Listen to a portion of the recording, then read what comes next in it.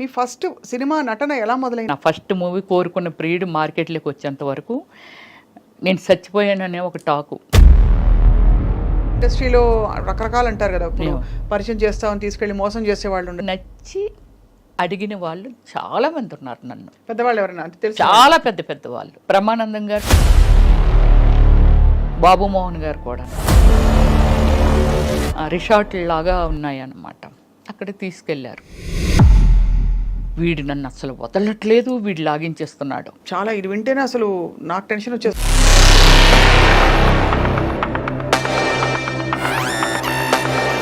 మొహమాటం లేకుండా, ఇబ్బంది పడకుండా ఆ బట్టలు వేసుకున్నప్పుడు, క్యారెక్టర్స్ చేసినప్పుడు ఎప్పుడు అనిపించలేదా?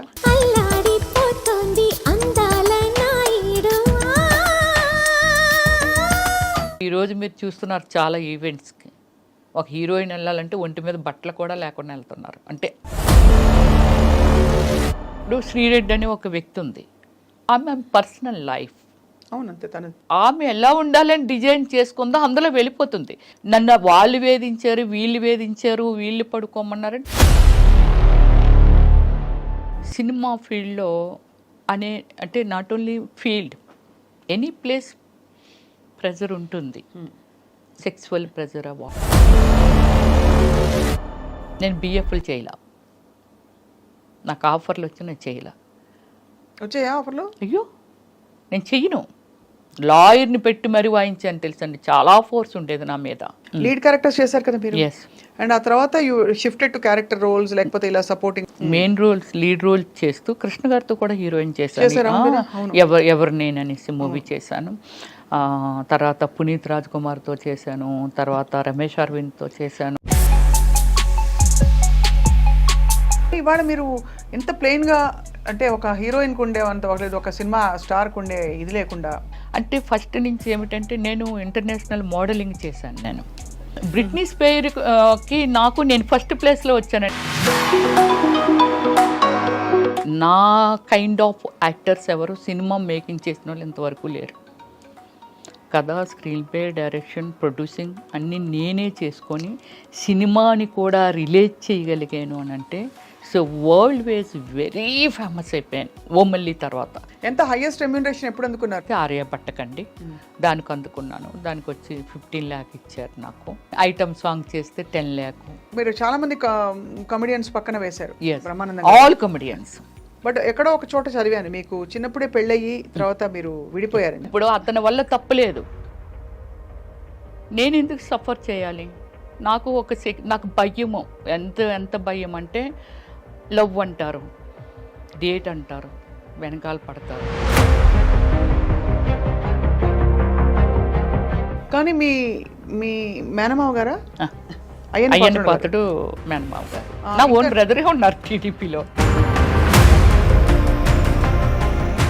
మరి మీరు వైసీపీలోకి రావడం ఏంటి?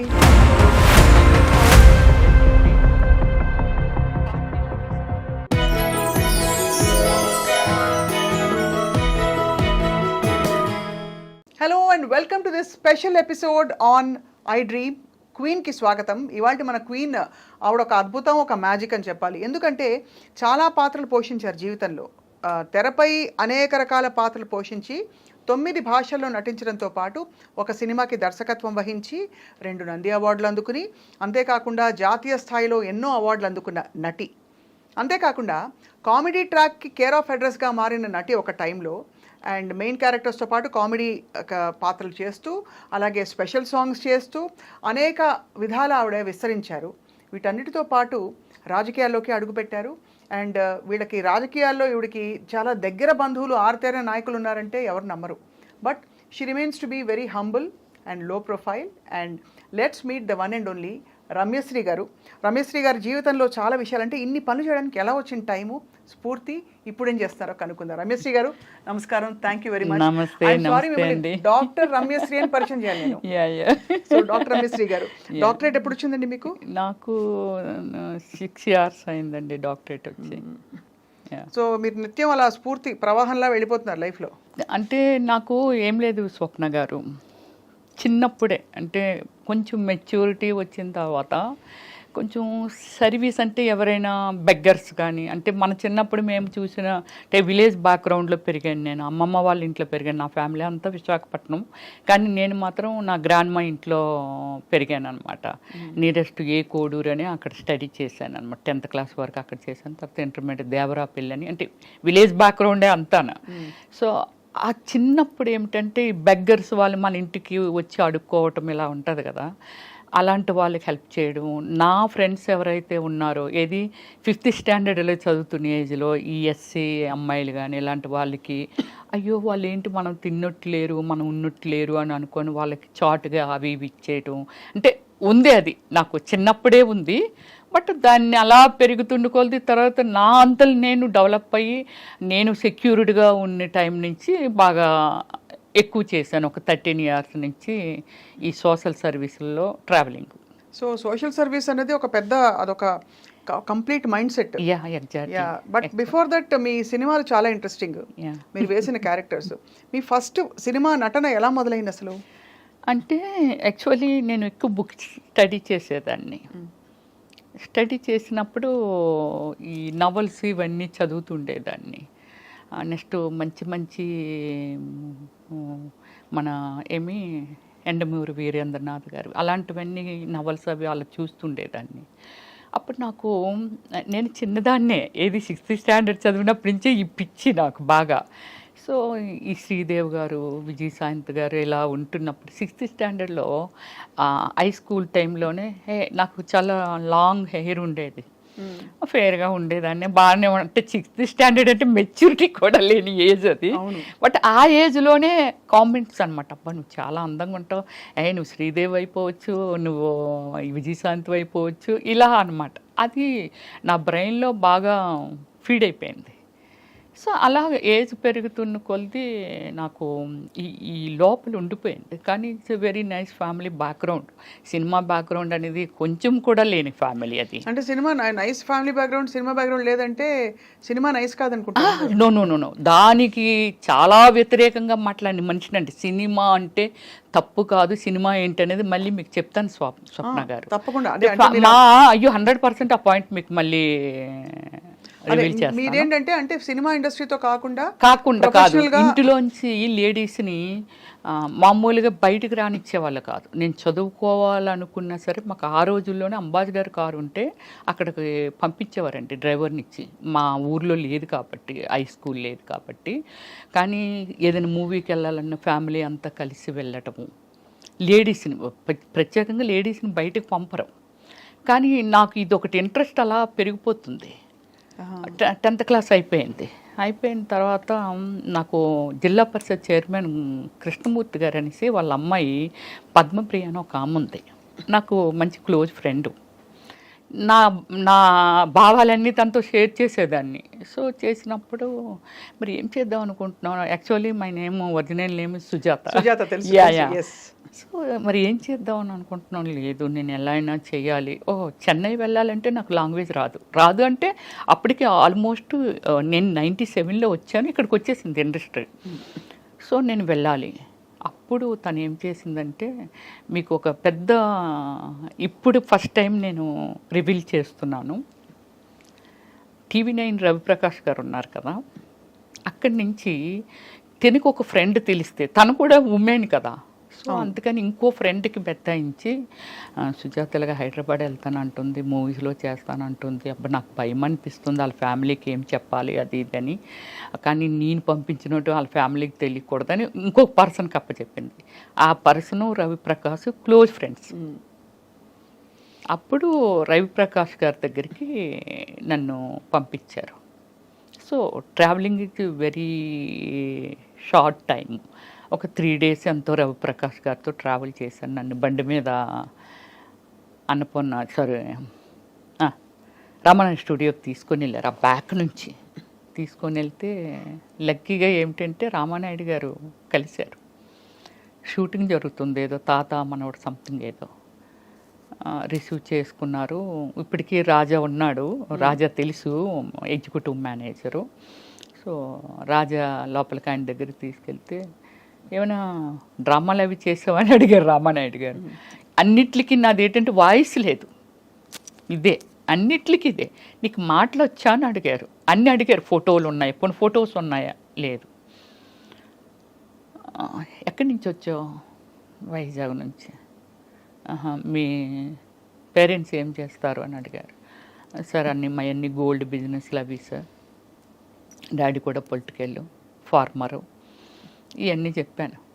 మంచి కుటుంబం నుంచి వచ్చావమ్మా, వెళ్ళిపో, నీకేం తెలియదు, ఫోటో లేవు, ఎక్కడ చెయ్యలేదు, డాన్స్ రాదంటున్నావు, ఏది రాదంటున్నావు కదా, వెళ్ళిపో అని.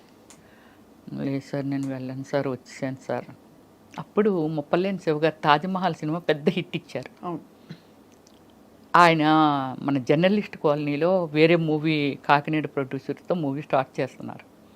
నేను వెళ్ళేసరికి అలీ, అనంతో, వంశీ గారు ఫ్రెండు, వాళ్ళందరూ అక్కడ ఉన్నారు. నేను వెళ్ళేసరికి డైరెక్టర్ గారు లేరు. ఏంటమ్మాయి సినిమాలు చేయడానికి వచ్చామని కింద మీద చూస్తే వచ్చానన్న. నేను డైరెక్టర్ రమ్మన్నారా అన్నారు. రామానాయుడు గారు పంపించారు సార్ అని. నన్ను కొంచెము ఏమొచ్చు నీకు, ఏం చేస్తావు నువ్వు, ఎర్రబస్సు ఎక్కి వచ్చేసావా, ఇలా మాట్లాడేవాళ్ళు. బట్ నాకు అప్పుడు దాన్ని కొంచెం సీరియస్గా తీసుకొని ఫీల్ అయిపోయి అంత ఏం లేదు. నేను ఇంకా ఫస్ట్ టైం ఎంట్రీ కదా, అలాగే ఉంటుందేమో అనుకున్నాను. డైరెక్టర్ గారు వచ్చారు. వచ్చి ఒక బ్లైండ్ సీన్ నాకు ఇచ్చారు. అంటే ఒక పెళ్ళికొడుకు, వాళ్ళలోనే పెళ్ళికొడుకు, నా వెనకాతలో ఒక ముగ్గురు వాళ్ళనే నిల్చోబెట్టి పెళ్లి చూపులకు వచ్చారు, నీకు ఇష్టం లేదు, నువ్వు బ్లైండ్ లాగా నటించాలి, కాలు తనుకొని ఎత్తేయాలి అన్నారు. సార్ కప్పు పగిలిపోద్ది అన్న. పర్లేదు, పగిలిపోతే కొనుక్కుంటాంలో, నువ్వు చెయ్యి అన్నారు. అంటే అప్పటికి మీరు ట్యూనింగ్లో ఉన్నారు, యాక్టింగ్ అంటే ఇలా ఉంటుంది అని? లేదు, అసలు నాకు తెలీదు. చేసేసాను అంతే, చేసేసాను. అంటే కప్పు పగిలిపోయినా పర్వాలేదు అన్నారుగా, చేశాను. బట్ వెంటనే ఆయన కోరుకున్న ప్రీడ్ మూవీ స్టార్ట్ చేశారు. With in 15 daysలోనేదో. యు బిలీవ్ స్వప్న గారు, త్రోట్ క్యారెక్టర్, సాంగ్స్లోను అన్నిటిలోనూ మంచి క్యారెక్టర్ ఇచ్చారు. గ్రేట్. 13 days. అప్పుడు నాకు 24,000. ఎప్పుడు? 1997లో. ఎక్కువే. నీకు అంత రెమ్యునరేషన్ ఇచ్చారని. కానీ ఎక్కడ ఫస్ట్ టైం చేస్తున్నానని ఫీలింగ్, నాకేం కెమెరా ఉంది, అది ఉంది, ఏం లేదు స్వప్న గారు. అలా చేసుకుంటూ వెళ్ళిపోతున్నాను. మీతో కూడా ఎవరు వచ్చారు రమేశ్రీ గారు? ఎవరు రాలా. మీరు ఒక్కరే? ఎలా ఒక్కదాన్ని వచ్చాను. మాది గోల్డ్ షాప్స్ కదా, మా షాప్లో అప్పారావు అని శ్రీకాకుళం అబ్బాయి వర్క్ చేసేవాడు. వాళ్ళ సిస్టర్ ఇక్కడ ఉంది, ఏది మన చందానగర్లో. అక్కడికి వచ్చిన తర్వాత చూడండి, రవి తీసుకెళ్ళారు కదా, తీసుకెళ్ళి కొన్ని రోజులు మాట్లాడి అన్నీ చేసిన తర్వాత, అక్కడ మాట్లాడిన తర్వాత అబ్బాయి మా ఇంటికి, అంటే వీళ్ళు హైదరాబాద్ నుంచి శ్రీకాకుళం వచ్చి మా గోల్డ్ షాప్ గోల్డ్ కొనుక్కున్నందుకు వచ్చి మా ఇంటికి వచ్చారు. వాళ్ళ ట్రైన్ లేట్ నైట్. సరే భోంచేసి వెళ్ళిపోతారు, రమ్మనమ్మ అని చెప్పి భోజనానికి పిలిచారు. అప్పుడు వాళ్ళ దగ్గర నేను నెంబర్ కొట్టేశాను. ఏంటి? ల్యాండ్లైన్. సెల్లెలు లేవుగా అప్పుడు. అవును, అంతే కదా. ల్యాండ్లైన్ ఇచ్చారు. ఆ తర్వాత అన్నారు వాళ్ళ ఇంట్లో ఉండొచ్చు, నెంబర్ మారిపోవచ్చు, ఎంత డేట్తో వచ్చేసేవారు. రవి గారి దగ్గర నుంచి మళ్ళీ అక్కడికి వెళ్ళిపోయాను. ఆ నెంబర్ ఉందిగా, నెంబర్ కొడితే ఇక్కడమ్మ చందానగర్లో ఉన్నాం మేము, అయ్యో మీరు హైదరాబాద్ వచ్చారా ఏంటమ్మా, రా మా ఇంటికి రండి అని అది ఇదంటే అదే టైం అనుకొని వెళ్ళి వాళ్ళ ఇంట్లో మేబీ 15 days ఉన్నాను. ఈ మూవీ స్టార్ట్ అవుతుంది, నేను వెళ్ళడం అరోరా కాలనీ రోడ్ నెంబర్ 2లో అక్కడ హౌస్ తీసుకున్నాను. అదే నా ఫాదర్ 100%. ఇంట్లో వాళ్ళకి ఏం చెప్పారు? వచ్చి నన్ను తీసుకెళ్ళిపోవటానికి తర్వాత వాళ్ళు చెప్పారు. మరి నేను చెప్పాలిగా, అసలు నిజం చెప్పాలిగా, 15 days ఉన్నానుగా వాళ్ళ ఇంట్లో. అసలు విషయం చెప్పాను, ఇలాగిలాగా అంటే, అమ్మ అదేంటమ్మా అంత పని చేసావు, మంచి ఫ్యామిలీ, అలా చెప్పకుండా రావచ్చా. వాళ్ళు చెప్పింది నాకు అసలు లోపలికి వెళ్ళట్లేదు, నాకు ఇదొక్కటే కనిపిస్తుంది. సో అది నెక్స్ట్ నేను మంచి స్పోర్ట్స్ ఉమెన్ని, కబడ్డీ, ఖోఖో, రన్నింగు, మంచి ప్రైజెస్ కూడా వచ్చాయి. బందర్ వరకు వచ్చాను నేను. ఇక్కడికి రాలేదు, కానీ మళ్ళీ చెన్నై వెళ్ళాను, ఇట్రాలా.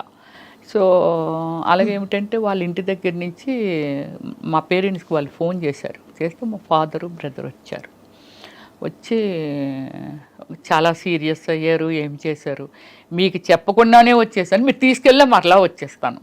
ఇదే నా ఆన్సర్, ఇదే ఉంది వాళ్ళ దగ్గర. వాళ్ళు ఏం చెప్పినా ఏం చేసినా. అప్పటికి మీరు మేజరే కదా? అప్పుడెక్కడ మేచినప్పుడే 16 నా ఏజ్ అప్పటికి. 16 16 కాకపోతే బాగా బొద్దుగా ఉండేదాన్ని, అప్పట్లో హీరోయిన్లు అందరూ కొంచెం మెయిన్ క్యారెక్టర్స్ వాళ్ళు కూడా యంగ్ గా ఉండేవారు. లావుగా ఉండేదాన్ని. సో అప్పుడు డాడీ వాళ్ళు చెప్పినా ఏం చేసినా నేనైతే రాను అంటే, అనకూడదు ఆ వాడు. మా అమ్మ ఎవరైనా అడిగినా చేసినా, నా ఫస్ట్ మూవీ కోరుకున్న ప్రియుడు మార్కెట్లోకి వచ్చేంత వరకు నేను చచ్చిపోయాననే ఒక టాకు. రియల్లీ అంటే అంత ప్రెస్టేజింగ్గా ఫీల్ అయ్యారు. ఒక ఫ్యామిలీ నుంచి చెప్పా చేయకుండా వెళ్ళడము ఇదంతా అనేది. ఆడపిల్ల వెళ్తే కంగారు పడతారు కదండి.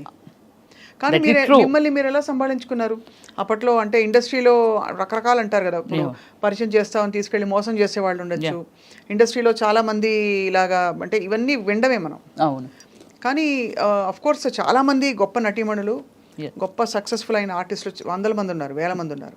మీ ఎక్స్పీరియన్స్ ఏంటి రమ్యశ్రీ గారు? నేను స్వప్న గారు ఫస్ట్ నుంచి సమ్ లైక్ వెరీ లిమిటెడ్ ఉమెన్ని, ఇన్ని లాంగ్వేజెస్, ఒక 400 పైన మూవీసు, ఇన్ని చేసి ఇన్ని జాతీయ అవార్డులు, స్టేట్ అవార్డులు, is a dare and dash.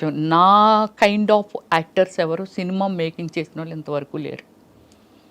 కథ, స్క్రీన్ ప్లే, డైరెక్షన్, ప్రొడ్యూసింగ్ అన్నీ నేనే చేసుకొని సినిమాని కూడా రిలేట్ చేయగలిగాను అని అంటే, so world wise very famous అయిపోయాను ఓమల్లి తర్వాత.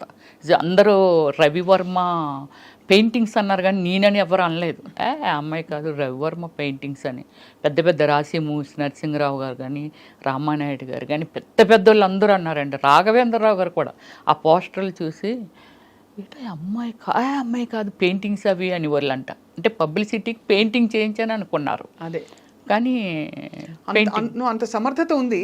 అంత హార్డ్ వర్క్. 17 వయసులో ఎవరు మంచి ఎవరు చెడు విచక్షణ ఎలా? అసలు ఏమి జీరో నాలెడ్జ్. ఎవరైనా వచ్చి గబక్కుమని రామ్మ తీసుకెళ్తా నిన్ను ఆ ఫలానా డైరెక్టర్ దగ్గరికి, అవి కూడా ఎక్స్పెక్ట్ చేశాను నేను. అంటే డైరెక్టర్స్ దగ్గరికి, ప్రొడ్యూసర్ దగ్గరికి అని కాదు, కానీ నాకు కోరుకున్న పీరియడ్ జరుగుతున్నప్పుడే ఒక 3-4 సినిమాలు, అంటే లొకేషన్కు వీళ్ళు వస్తూ ఉంటారు కదా. నా టార్గెట్ ఏంటంటే ఏదో అయిపోవాలి, పెద్ద స్టార్ అయిపోవాలని ఒక టార్గెట్ ఉంది. సో దానికోసం అంటే నాకు ఇంకేం కనిపించేది కాదు. చాలా సీరియస్గా ప్రతిదీ నేర్చేసుకోవటం. డ్యాన్స్ స్కూల్ ఎక్కడ ఉంటుంది, యాక్టింగ్ ఎక్కడ నేర్చుకోలేరు స్వప్న గారు. డ్యాన్స్ స్కూల్ ఎక్కడ ఉంటుంది, అద్దంలో నేనే చూసుకొని ఇలాగైతే ఎలా అందంగా ఉంటాను. Self makeup only Ramya Krishna and Ramyasri only. అప్పుడు అలాగే వాళ్ళు. సిల్క్ స్మిత కూడా ఫేస్ ఇచ్చి మేకప్ చేయించుకునేది, కానీ రమ్యకృష్ణ గారు సెల్ఫ్ మేకప్ చేసుకునే వాళ్ళంట. నేను మాత్రమే సెల్ఫ్ మేకప్ చేసుకునేదాన్ని. అంటే ఒక డెడికేషన్తో నాకేం కావాలనే దాని మీద ప్రయాణం చేశాను. కానీ ఒక్కసారి మాత్రము నాకు ఏమిటి అమీర్పేటలో ఒక బట్టల షాప్ ఉండేదండి. అది చాలా ఉన్నాయి, వెరీ ఫేమస్ అండి అది. అప్పట్లో వెరీ ఫేమస్ ఆ షాపు. దానికి యాడ్ చేయాలంటే వాళ్ళు బెంగళూరు నుంచి వచ్చారు. షాపర్ షాప్ యాడ్ చేయాలి, వచ్చారు, పిలిచారు. అప్పుడు నాకు కారు ఉంది, అప్పుడప్పుడే కొనుక్కున్నాను జన్ కారు. నాకు డ్రైవ్ రాదు అప్పుడు. సో మా కారు ఉంది రండి అని. నాకు ఈ ఏరియాస్ ఏవి తెలియవు హైదరాబాద్లో. వాళ్ళు తీసుకెళ్తున్నారు. ఇప్పుడు ఆ ఏరియా ఏమిటనేది నేను ఇప్పుడు చెప్పగలను. చందానగర్కి మన అమీర్పేటకి మధ్యలో ఉంటుందండి. అది ఏమిటో అక్కడ రిసార్ట్ లాగా ఉన్నాయన్నమాట. అక్కడ తీసుకెళ్ళారు. వాళ్ళు ఒక 10 మెంబర్స్ వచ్చారు, నేను ఒక్కదాన్నే. వెళ్ళి ఇవన్నీ మాట్లాడుతున్నారు. వాళ్ళు డ్రింక్ ప్రిపేర్ చేశారు, నాకు అలవాట్లేదు. వాళ్ళు బీర్లు, అయ్యో మాకు అలవాట్లేదంటే మేము బీర్లు మాత్రమే తీసుకుంటాం, హార్డ్ డ్రింక్ అది తీసుకోము. బీర్లు అలా టైం అయింది. ఎంత అయింది? 9:30 అయింది. నన్ను డ్రాప్ చేసేయండి వెళ్ళిపోతాను అని అన్నా. ఉన్నట్టు మేడం పంపించేస్తామని 10 అయింది నైట్. పంపట్లా, 11. అప్పుడు ఈ సెక్యూరిటీ డిపార్ట్మెంట్, పోలీస్ డిపార్ట్మెంట్ ఉంటుంది కదా, వాళ్ళు వచ్చారు. వస్తే నేను వాళ్ళతో చెప్పాను, సార్ నేను వెళ్ళిపోతాను అంటున్నాను అంటే, మరి వీళ్ళు మీకు తెలుసు అంటే, తెలుసు సార్, బెంగళూరు ప్రొడ్యూసర్స్ వీళ్ళు అని చెప్పాను నేను. సరే మరి వాళ్ళందరూ ఉన్నారు కదా, అయితే ఇంకా టైం అయిపోయింది వెళ్ళిపోండి అని అన్నారు. అంటే ఇంకొక 10 మినిట్స్ కూర్చొని, ఎందుకంటే వాళ్ళు అక్కడే తిరుగుతున్నారు పోలీసులు, తీసుకెళ్తున్నారు. ఎర్రగడ్డ దాటిన తర్వాత ఫ్లైఓవర్ ఉంది చూసారా, ఆ ఫ్లైఓవర్ మీదకి వస్తున్నప్పుడు వాళ్ళు ఎందుకో మాటి మాటికి కారు దిగడం, బానెట్ ఎత్తడం ఇలా చేస్తుండేవాళ్ళు. సో ఏంటి వీళ్ళు ఎలా దిగుతున్నారు, ఇన్నిసార్లు దిగుతున్నారు, కారు రిపేర్ అయితే ఆగిపోద్ది కదా అనిపించేది నాకు. అక్కడికి వచ్చిన తర్వాత ఏమైందంటే, నన్ను అంటే ముందున ఒక ఆయన కూర్చున్నాడు, నా పక్కన ఇద్దరు కూర్చున్నారు, వేరే కారుల్లో వెనకాల వస్తున్నారు. ముందుని ఒక కారు 10 మంది వాళ్ళు. సో కారు నా పక్కన కూర్చున్న ఆయన కొంచెం వల్గర్గా బిహేవ్ చేయడం మొదలుపెట్టాడు. అమ్మ బాబాయ్. వెనకన కూర్చొని నేను ఎప్పుడు అబ్జర్వ్ చేశానంటే, బానెట్ ఎత్తి కారులో ఏదో వాటర్ పోస్తున్నట్టు పోసి పక్క కొంపేశాడు ఆ నీళ్ళు. రమ్య గారు, నాకు పేరు రామానాయుడు గారే పెట్టారు. రమ్యకృష్ణ, రవలి, రంభ వీళ్ళందరూ సక్సెస్ఫుల్ ఉమెన్స్ ఫిల్మ్ ఫీల్డ్లో. అందుకని 6 లెటర్ వచ్చేలాగా రమ్య అంటే మరి బోడుగా ఉంది. రమ్యకృష్ణ కూడా రమ్య అని అంటాము మేమందరమేని. ఏదైనా తోక తగిలిస్తే బాగుంటుందేమో అని చూచుకొని చెప్పి శ్రీ పెట్టారు పక్కన రామానాయుడు గారు నాకు అప్పుడు. సో వెళ్ళి వీడు చాలా వల్గర్గా బిహేవ్ చేస్తున్నాడు, చాలా చాలా చాలా ఓవర్ అయిపోతుంది అది. అప్పుడు నేనేం చేశానంటే, నా సైడ్ డోర్ ఉంటుంది కదా, ఆ డోరు ఇలాగ ఓపెన్ చేసేటప్పటికి ఓపెన్ అయిపోతే కాలు ఇలాగ అడ్డు పెట్టి కిందకు దూకిటందుకే. మీరా? నేనే. వీడు నన్ను అసలు వదలట్లేదు, వీడు లాగించేస్తున్నాడు. ఈ కాలు అలాగే వెళ్తుందండి, కాలు చాలా వరకు అరిగిపోద్దా అని అనుకున్నాను. ఆ రోజు లక్కీగా ఏంటంటే షూ వేసుకున్నానంటే నేను, ఇలా తోసుకెళ్తుంది కాలు. ఎదురుగా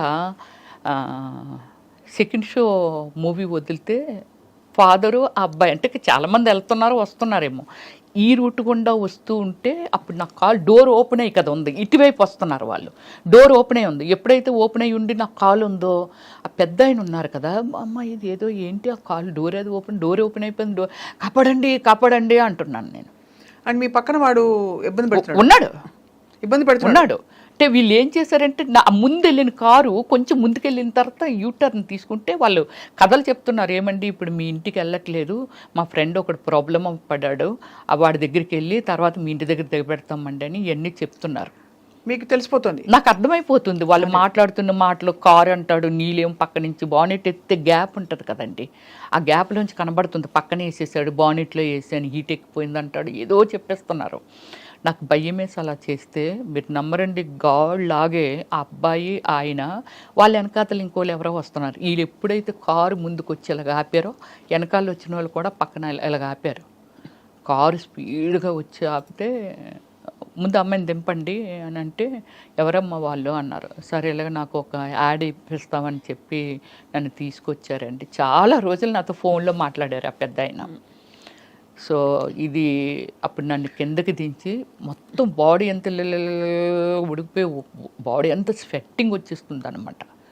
అప్పుడు ఆయన దగ్గరుండి బండి మీద, అబ్బాయినేమో నువ్వు ఇలాగ వెళ్ళిపో అమ్మ, నేను దగ్గర పెట్టి వచ్చేస్తాను ఆమెని అని చెప్పి నన్ను మా ఇంటి వరకు అరోరా కాలనీలో ఉండేదాన్ని నేను. చిన్నవారు అప్పుడు చాలా మీరు? ఏది చిన్నదాన్ని అన్నారు. అందము చందము లేని రోడ్డు అంటే పోయిన పిల్లలు ఎవరిని వదలట్లేదమ్మా, ఇంత అందం ఉంది, ఇంత ఉంది, ఎవడు ఏది చెప్తాలని నమ్మేసి వచ్చేస్తావా, దేవుడు పంపినట్టుగా మేమేదో వస్తున్నాం కాబట్టి సరిపోయింది, లేకపోతే నీ లైఫ్ ఏంటమ్మా, తప్పు కదా, అలాగే ఎవరైనా రమ్మంటే అలాగే వెళ్ళిపోవచ్చు. That is first and last. అంతే మీకు అలాంటి ఎక్స్పీరియన్స్? అంతే. చాలా ఇది వింటేనే అసలు నాకు టెన్షన్ వచ్చేస్తుంది. మీరు నమ్మరు, ఆ రోడ్డు మీద నిలబడలేకపోయాను, కిందకు వచ్చి చాలా దూరం నుంచి షూ మొత్తం అంతా అడుగునంత కచ్చగా అయిపోయింది. అదే అంటే మీరు తప్పించుకోవడానికి ప్రయత్నించారు, వాళ్ళు ఏదో చేద్దామని ట్రై చేశారు. సో ఇది సినిమా అయిన తర్వాతే కోరుకుంటూ పీరియడ్ అయిపోయింది. తర్వాత ఆషాఢం పెళ్లి కొడుకు చేశాను, తర్వాత ఏవో ఇంకొక 2-3 సినిమాలు చేశాను. అలా మీకు పెరుగుతూ మీకు క్యారెక్టర్స్ ఏం వస్తున్నాయని లీడ్ క్యారెక్టర్స్ చేశారు కదా మీరు. అండ్ ఆ తర్వాత you shifted to character roles, లేకపోతే ఇలా సపోర్టింగ్ రోల్స్? నేను స్టార్టింగ్ నుంచి మిక్స్డ్ ఇవి చేశాను. మెయిన్ రోల్స్ లీడ్ రోల్ చేస్తూ కృష్ణ గారితో కూడా హీరోయిన్ చేశాను. ఎవరు నేను అనేసి మూవీ చేశాను. తర్వాత పునీత్ రాజ్ కుమార్తో చేశాను, తర్వాత రమేష్ అరవింద్తో చేశాను, సూర్యతో చేశాను, విక్రమ్ గారితో చేశాను. అంటే నేను ఎలా అయిందంటే నాకు ఎవరు గాడ్ ఫాదర్ లేరు ఫిల్మ్ ఇండస్ట్రీలో, అందుకని చాలా గాడ్ ఫాదర్ లేరు. ఇంతవరకు ఎన్ని టైం చెప్పినా బిలీవ్ చేయగలరా లేదనేది ఇంతవరకు కాంట్రవర్సీ లేదు నా లైఫ్. వెరీ డీసెంట్ అనమాట. ఎవ్వరూ మిమ్మల్ని ఏ టైంలో కూడా ఇబ్బంది పెట్టలేదు అయితే? లేదు. ఇలాంటి సిచ్యువేషన్ ఒకసారి ఎవడో సంథింగ్ అంటే ఇండస్ట్రీలోనే మీకు రకరకాల మనుషులు ఉంటారు కదా, చాలా గొప్పగా పెద్ద మనుషులు చాలా మంది ఉన్నారు. ప్రతి ఇండస్ట్రీలో ఉంటుంది. ఈ ఇండస్ట్రీలో ఏంటంటే కొంచెం రూల్స్ అవి రిలాక్స్డ్ గా ఉంటాయి కాబట్టి వాతావరణాలు కూడా అలా ఉంటాయి, లేట్ నైట్స్ ఉంటాయి. మరి అలాంటప్పుడు మీరు ఇబ్బంది పడకుండా రావడం అనేది చాలా పెద్ద. అంటే నేను ఫస్ట్ నుంచి ఒక టీంని మెయింటైన్ చేసేదాన్ని. తక్కువ టైంలో సాగర్ గారు డైరెక్టర్ గారు ఇప్పుడు మన ఈ లోకంలో లేరు. ఆయన నేను వసేనా మరదల మూవీ చేశాను, రామసక్కనోడు సుమన్ గారితో చేశాను. అప్పుడు కన్నడలో ఆయనే నన్ను ఇంట్రడ్యూస్ చేశారు, అమర్ అక్బర్ అంతోని మూవీ అని. ఇంద్రజ నేను దానికి సుమన్ గారు కాదు, మన సాగర్ గారు డైరెక్టర్ పరిచయం చేశారు. సో ఆ సినిమా తర్వాత అనుకోకుండా చాలా కన్నడలో నేను చేసిన మూవీస్ అన్ని 100 days. కానీ ఇవాళ మీరు ఎంత ప్లెయిన్ గా, అంటే ఒక హీరోయిన్ కు ఉండే అంత లేదు, ఒక సినిమా స్టార్ కు ఉండే ఇది లేకుండా హంగులు ఇంకేం చెప్పాలి, చాలా డౌన్ టు ఎర్త్ గా ఉన్నారు. సో ఏం లేదు స్వప్న గారు, అంటే కొంచెం పీస్ఫుల్గా ఎండ్ ఆఫ్ ద డే నన్ను నేను చూసుకుంటే నేను ఉండాలి అనే ఒక డ్రీమ్ ఉన్న గర్ల్ని నేను. చాలా పీస్ఫుల్గా ఉండాలి, డీసెంట్గా ఉండాలి. ఇప్పుడు ఒకటి మాట్లాడుతాను, నేను పొలిటికల్ లేక వచ్చాను అనుకుందాం. పొలిటికల్ లేక ఎందుకు వచ్చాను అంటే నాకు ఒక డ్రీము. అవును, ఏదైనా ఒకటి అచీవ్మెంట్ సాధించామనంటే దేనిలోనైనా సాధించవచ్చు. ఫస్ట్ మనకి ఒక గోలు, డ్రీము అంటే ఒక ఫ్యాషన్ ఉంటే దాన్ని ఏదైనా చెయ్యొచ్చు అనేది. రైట్. దీనితో రాజకీయంలోకి వచ్చాను. ఎందుకు వచ్చాను అని అంటే సంథింగ్ ఒక బ్రాండ్ క్రియేట్ చేయాలి నా వరకు, అంతే. ఒక అధిష్టానాన్నే ఒక బ్రాండ్ చేయాలనేది కాదు, నా వరకు నేను ఒక బ్రాండ్గా తయారవ్వాలి అంతే. పొలిటికల్ అంటే ఏమిటి, ఓకే పొలిటికల్ ఎందుకు వెళ్ళాము, ఏం చెయ్యాలని అనుకున్నాము, దానికి ప్రభుత్వం నుంచి ప్రజలకి మనం ఓన్లీ మీడియేటర్ మాత్రమే. అవును, ఇది నిజమే కదా, ప్రభుత్వానికి ప్రజలకి మీడియేటర్ మాత్రమే మనం అక్కడి నుంచి వీళ్ళ అవసరాలు ఏంటి, వాళ్ళకి అక్కడి నుంచి మనకి ఏం ఫండింగ్ వస్తుంది, మనం ఏం యూటిలైజ్ చేసామనేది ఒక్కటే రాజకీయం, అంతే నాకు తెలిసింది. కరెక్ట్. ఈ భావంతోనే నేను పొలిటికల్లోకి వెళ్ళాను, నేను ఏదో చెయ్యాలి. కానీ మీ మేనమావ గారా? అయ్యన్న పాత్రుడు మేనమావ గారు నా ఓన్ బ్రదరే ఉన్నారు టీడీపీలో. ఓకే. రామానాయుడు. ఓహో. మాడుగుల మన బూడి ముత్యాలనాయుడు గారి మీద కంటెస్టింగ్ పర్సన్ బ్రదరే. 2014, 2019. మరి మీరు వైసీపీలోకి రావడం ఏంటి అంటే దీనికి కారణం ఏమిటంటండి, ఇప్పుడు పార్టీలు తీసేద్దాం, ఇది మనకొద్దు. నాకున్నది రాజశేఖర రెడ్డి గారి ఇంటి వెనకాల శర్మిలా హౌస్ ఉంది కదా, అరోరా కాలనీయే కదా, అక్కడే నా ఇల్లు ఉండేది. నేను వాకింగ్ అంతకు వెళ్తేప్పుడు అప్పుడప్పుడు ఇలా లుంగి, ఆయన అప్పుడు రాజశేఖర రెడ్డి గారికి పదవులు ఏమి లేవు, ఇలాగా లుంగి పంచి కొట్టుకొని ఒకసారి నన్ను పలకరించారు ఆయన. ఏంటమ్మా ఇంత చెల్లో ఇంత అర్లీ మార్నింగ్ వెళ్ళిపోతున్నాం అంటే, సార్ వాకింగ్ సార్ అంటే, మంచి ఫెమిలియర్ ఫేస్ లాగా ఉంది. దానికి ముందు ఏం చేశారంటే మోహన్ బాబు గారు ప్రెసిడెంట్ మా అసోసియేషన్కి ఏదో మాట్లాడడం కోసమని కొందరు మెయిన్ ఆర్టిస్టులు అందరమే సార్ వాళ్ళ ఇంటికి వెళ్ళాము. ఆయన ఇచ్చిన మనుషులకి ఇచ్చిన రెస్పెక్ట్ అండి అసలు ఒకసారి వెళ్తే ఎవరు మర్చిపోలేరు. అది రాజశేఖర రెడ్డి గారు దగ్గర ఉన్నది, అది నేను చూశాను.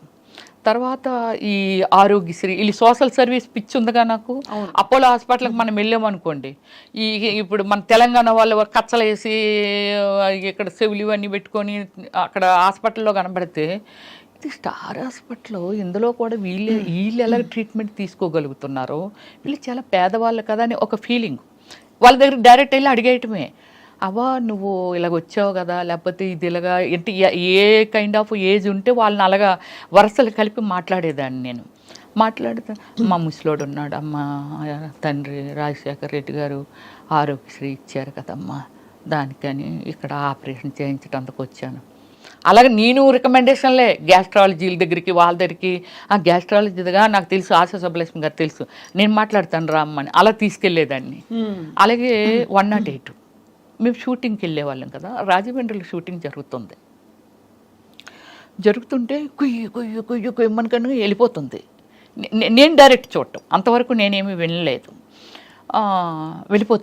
వెళ్ళిపోతుంటే పక్కన ముసలి పోనీలే అమ్మ దేవుడిలాగా వచ్చాడు, ఎక్కడ ఏదైనా సరే దిక్కుమాలు సావులు చావకుండా ఒక 5 నిమిషాలు వచ్చి తీసుకొని వెళ్ళిపోయి చాలామందికి ప్రాణదానం చేస్తున్నాడు రాజశేఖర రెడ్డి గారని ఒక పెద్ద ఆవిడ అక్కడ ప్రొడక్షన్ పెట్టారనమాట. ఇడ్లీ అవి మిగిలిపోతే ముందు రోజు వద్దమ్మ మేమే వండుకుంటాం అంటే, పర్లేదు తీసుకోండి బాగుంటాయి మా సినిమా వాళ్ళవే అలాగని చెప్పి ఆవిడ అంటుంటే విన్నానండి. అలా విన్ని దాని మీద ఒక ఇంప్రెషన్.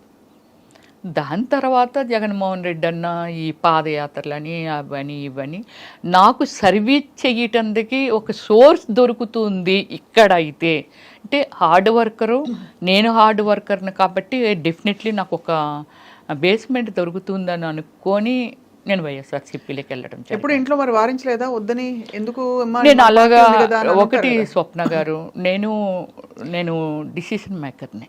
అదే చిన్నప్పుడే అందరినీ కాదని నేనేమంటానంటే 10 మంది ఒపీనియన్స్ తీసుకుంటే రకరకాలు ఉంటాయి.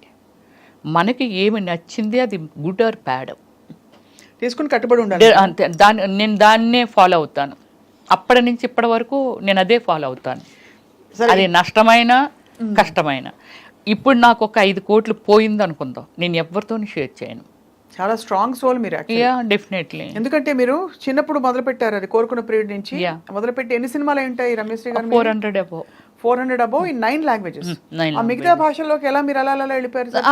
అది నాకు ఏమిటంటే ఫస్ట్ ఇప్పుడు సోషల్ మీడియా వచ్చింది, నాకు ఫస్ట్ నుంచి ఏమిటంటే ఫేస్బుక్ మెయింటైన్ చేయడం ఓన్గానే.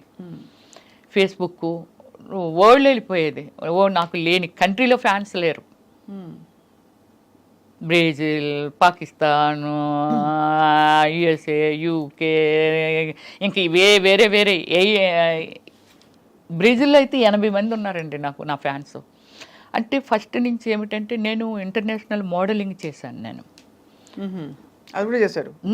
బ్రిట్నీ స్పియర్కి నేను ఫస్ట్ ప్లేస్లో వచ్చానండి. Eyes and nose and lips నాకు.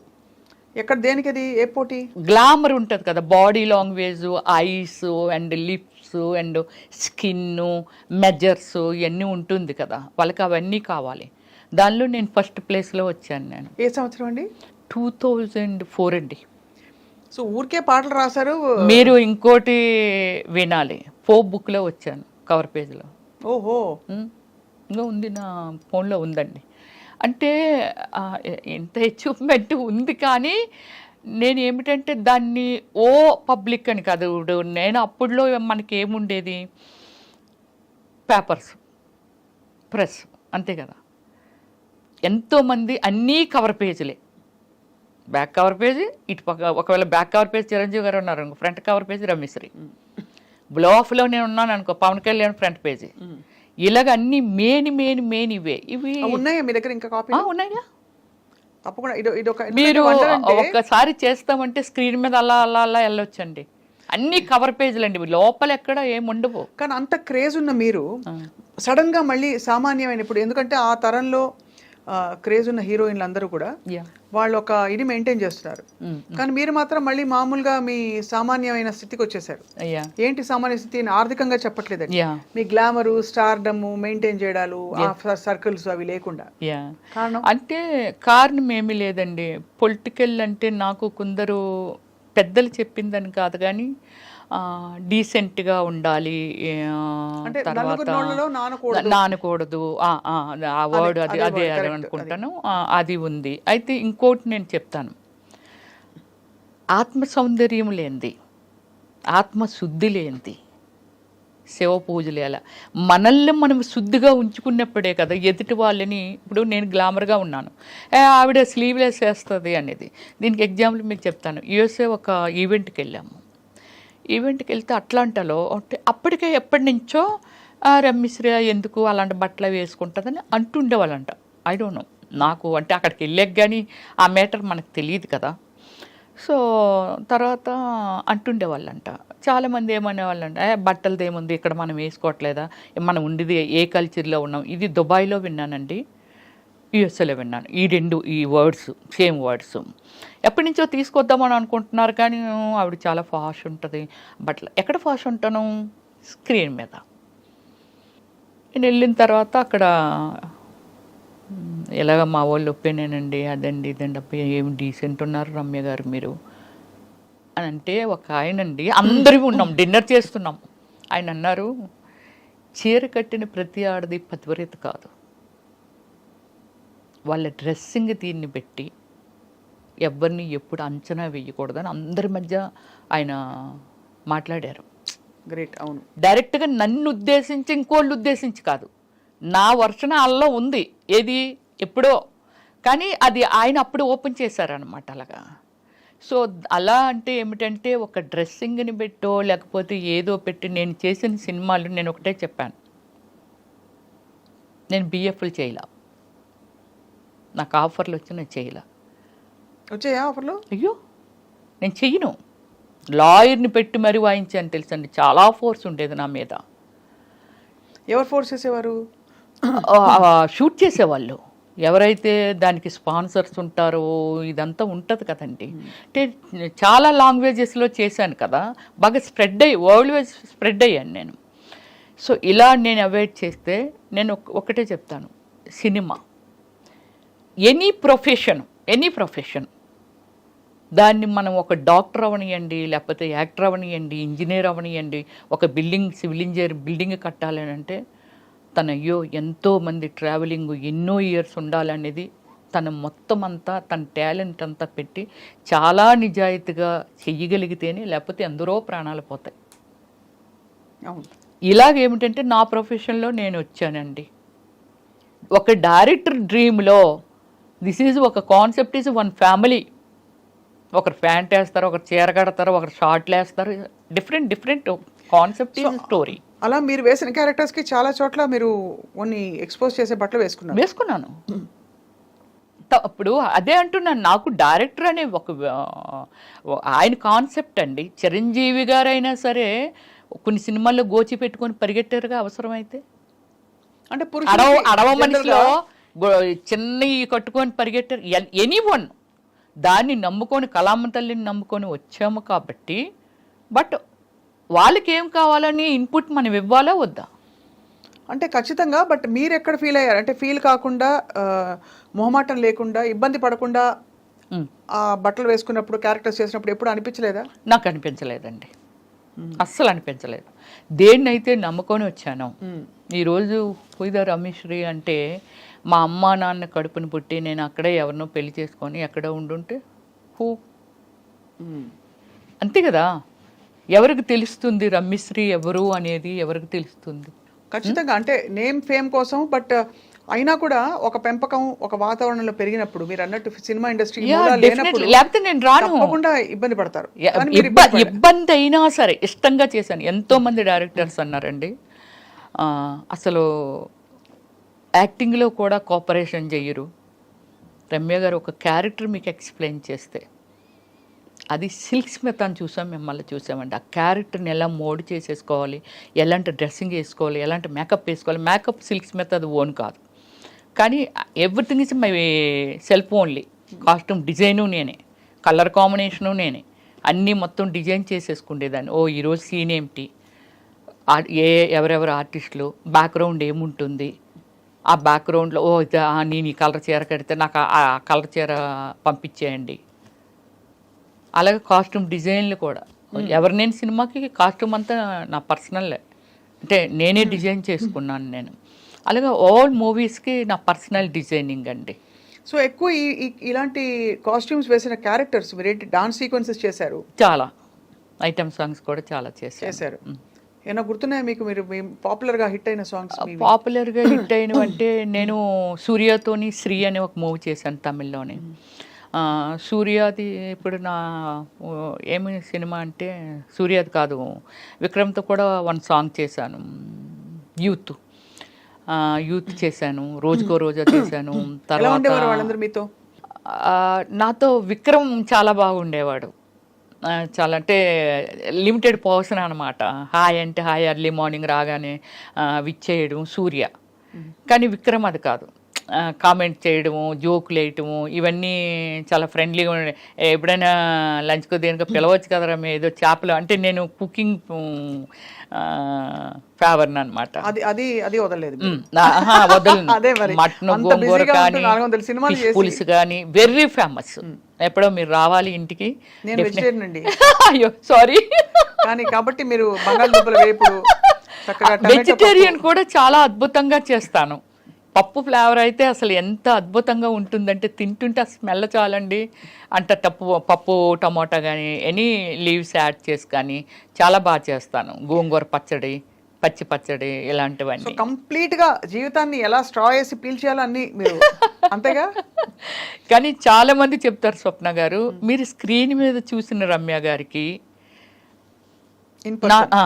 ఇన్సైడ్ మీరు అంటే అవుట్ సైడ్ మీ అంటే బయట చూసిన రమ్య గారికి అసలు సంబంధం కూడా ఉండదు. మీరు చాలా homely and exactly. Cinema time వరకే సినిమా వదిలిస్తే నాకు ఏ లైఫ్ తెలియదండి. పబ్ లైఫ్ తెలీదు, ఫ్రెండ్స్ సర్కిల్ లేరు, తాగడం అలాంటివి అలవాటు ఏమీ లేదండి. అంటే ఇవన్నీ టిపికల్ గా. సిల్క్ స్మిత గారిని కలిసారా మీరు? లేదు, అప్పటికే నేను వచ్చేసాను 97లో కదా నేను వచ్చాను. అప్పటికే ఆమె అవుట్ అయిపోయారు. అవును కదా, అవును కరెక్ట్. 97 అంటే కరెక్టే.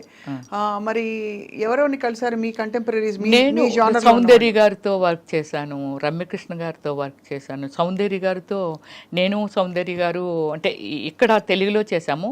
కన్నడలో ఆర్యభట్ అని నేను సెకండ్ హీరోయిన్. నాకు అవార్డు వచ్చింది, తనకు రాలేదు, నాకు వచ్చింది అవార్డు. సో ఆర్యభట్ అని రమేష్ అరవింద్ హీరో అనమాట. తను ఇట్స్ లైక్ శ్రీకాంత్ మనకి ఎలా హీరో అలా సతీ లీలావతిలో చేశారు కదా. యా. సో ఆయన మూవీ అనమాట. చాలా మూవీస్ చేసాము, ఒక 6 or 7 మూవీస్ చేసాము. చాలా ఫ్రెండ్లీగా ఉండేది. రమ్య నువ్వు అంటే మామూలు చైర్స్ వేసుకొని ఇంకా వేరే ఎక్కువ ఆర్టిస్టులు ఉంటారు కదా, మాట్లాడుకొని ఇదంతా చేస్తున్నప్పుడు నువ్వేమైనా దూదులు పెట్టుకుంటావు రమ్య, అందరూ సత్తాగా డిస్కస్ చేసి నవ్వినా సరే నువ్వు నవ్వు అలా ఉండిపోతావు ఏమిటి, ఎక్కడో చైర్ వేసుకుంటావేంటి రా, నన్ను రా అనేది, ఎక్కడో చైర్ వేసుకుంటావేంట్రా అనేసి అని. నేనేమి దూదులు పెట్టుకోను, కానీ మ్యాటర్ నాది కాదు కదా, సబ్జెక్ట్ నాది కాదు. అంటే నాతో మాట్లాడో లేకపోతే నా గురించి మాట్లాడితే వింటాను. ఎవరి గురించో మాట్లాడుతున్నారు కాబట్టి అది నాకు సంబంధం లేనిది కదా, అలా నాకు అలవాటు అయిపోయింది ఫస్ట్ నుంచి. నేను అంతే, ఎవరి మ్యాటర్లోకి నేను దూరను. ఎనీ పాజిబిలిటీ స్వప్న గారు చాలా వరకు అయ్యో పాపం అనే హార్ట్ ఉంది నా దగ్గర. అయ్యో పాపం ఇలా అయ్యిందా, అయ్యో మనకి అంటే నాకు ₹1,00,000 వచ్చింది అనుకోండి. చాలా ప్లేసుల్లో నేను ఇది స్టేట్మెంట్ కూడా ఇవ్వడం జరిగింది. నాకు ఒక 1 lakh వచ్చింది, 10,000 ఈజ్ నథింగ్. ఇంకా నాకు 90,000 ఉంది. ఆ 10,000 సాక్రిఫికేషన్ చేస్తాను. ఏమి చెయ్యాలి, దేనికోసం యూజ్ చేయాలి, ఏమిటి అనేది. సో 27 కంట్రీస్ తిరిగాను నేనైతే.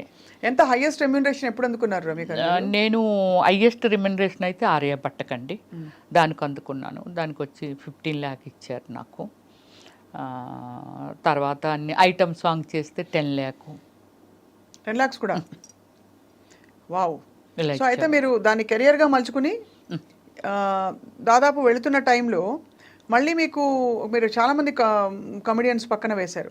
బ్రహ్మానందం ఆల్ కమెడియన్స్తో, సుమన్ శెట్టితో కూడా చేశాను నేను. ఎలా ఉండేవారు అందరూ? అప్రిషియేటివ్గా అందరూ. నాకు ఎల్బి శ్రీరామ్ గారు నా సినిమాలో కూడా చేశారు కదండి. సో లైక్ ఒక ఫాదర్ లాగా అనిపించేవాళ్ళు. బ్రహ్మానందం గారు, అందరికంటే బ్రహ్మానందం గారితో చాలా ఎక్కువ, హేమ గారి కంటే నేను ఎక్కువ చేస్తుంటాను బ్రహ్మానందం గారితో. బట్ నేనేమిటంటే అంటే అందరికీ తెలుసు చాలా లిమిట్లో ఉంటుంది. రా అమ్మాయి వెళ్ళకపోదాం, రావచ్చు కదా సరదాగా అని అన్నారనుకోండి, నేను ఏదో పని పెట్టుకునేదాన్ని. అంటే వేరే స్టేట్లో బ్రహ్మానందం గారు కానీ అలా రూమ్లో ఏం చేస్తావు, షూటింగ్ చేసి వచ్చి రావచ్చు కదా సరదాగాన. అలా అంటే సార్ నాకు ఇలాగా మాకు తెలిసిన వాళ్ళు ఉన్నారు అంటే, ఏదో ఇప్పుడు నన్ను ఏమి కొట్టరు. అలాగే నేను సఫర్ అయింది బాబు మోహన్ గారితో కానీ. సో అంటే వాళ్ళకి అర్థమైపోయేది ఒక 3 డేస్లోనో ఎప్పుడో 1 డే అంటే ఏదో చెప్పొచ్చు, 3rd డేస్ అలా ఉంటాయి కదా, వాళ్ళకి అర్థమైపోయి ఉండేది ఈ అమ్మాయి కావాలని అవాయిడ్ చేస్తుంది అని. సో అలా ఇప్పుడు నేను చెప్తానండి, హేమా గారు లేకపోతే ఇంకోళ్ళు ఎవరో స్టేట్మెంట్ ఇచ్చారు, బ్రహ్మానందం గారు నా విషయంలో కూడా అలా ప్రవర్తించారండి. బాబు మోహన్ గారు కూడా ఏ అమ్మాయిని చూస్తారా, మమ్మల్ని చూడరా ఏంటి, అమ్మాయి ఉంటేనే సినిమా ఆడుతుందా అలాగే ఇలాగని చెప్పి నన్ను అవాయిడ్ చేసిన వాళ్ళు వీళ్ళిద్దరు కూడా. ప్రొఫెషనల్గా అంతే అంతే. సో ఒక మామూలుగా పర్సనల్ లైఫ్స్లోకి మేము వెళ్ళామండి, బట్ ఎక్కడో ఒక చోట చదివాను మీకు చిన్నప్పుడే పెళ్ళయ్యి తర్వాత మీరు విడిపోయారని చెప్పి. విడిపోలేదు. అందుకే మీరు ఒకటి అంటే మీరు దానిలో చాలా బెస్ట్ ప్లేస్లో ఉన్నారు కాబట్టి చూడండి, నా మీద ఎక్కడ ఎవరితోనో లవ్లో ఉన్నదనో లేకపోతే వీళ్ళతో డేట్లో ఉందనో లేకపోతే సంథింగ్ నాది ఎక్కడ వినరండి. నాకంటూ కొన్ని మోరల్ వాల్యూస్ ఉన్నాయి, దాన్ని నేను ఎంత రెస్పెక్ట్ చేయాలో అంతే రెస్పెక్ట్ చేస్తాను. నా ఫ్యామిలీ దీన్ని ఏ రోజు స్క్రీన్ ముందుకి నేను తీసుకురాలా. Okay, any interview anything that is my personal life, సినిమా ఫీల్డ్కి సంబంధం లేనిది. ఓకే, ఫ్యాన్స్ క్యూరియాసిటీ ఉంటుంది ఏమిటి అని, బట్ సేమ్ టైం నన్ను ప్రపోజ్ చేసిన వాళ్ళు కూడా అవుట్ ఆఫ్ కంట్రీ, ప్యారిసా లేకపోతే యుఎస్ఆ, పెద్ద పెద్ద డాక్టర్లు వీళ్ళంతా ఉన్నారు. నా పాలసీ ఎలా ఉంటుంది అంటే ఇంతకు మించి అయితే మనం తినలేము. హయ్యెస్ట్ లైఫ్ స్టైల్ అంటే ఇస్ గాడ్ ఇచ్చాడు, ఒక సిస్టమేటిక్గా నేను దాన్ని సెక్యూర్ చేశాను. ఇంకింతకు మించి ఒక బెంచ్ కారు ఎనీథింగ్ లోపల ఇవైతే అవే ఉంటాయి. ఒక లగ్జరీ చూసేసిన తర్వాత ఇంకే కారుకి వెళ్ళిపోయినా అదే ఉంటుంది. 150కి మించి పై వెళ్తే ఏ కారు అయినా అవుటే. నారాయణ గారు అబ్బాయి ఏమయ్యారు అనుకుందాం. అలాంటి చాలామందికి ఇది. అవును, ఇంతకు మించి లైఫ్ ఏంటి, ఇంతకు మించి లైఫ్ లేదు కదా. నేనే ఒక సెక్యూర్డ్గా ఉన్నాను. ఓకే, నాకు డ్రైవర్ ఉంటాడు, 2 పనులు ఉంటారు, మంచి స్టేయింగ్ హోమ్ ఉంది, సో పోనీ ఇంకొక హోమ్ ఉంది, ఇంకేమిటి.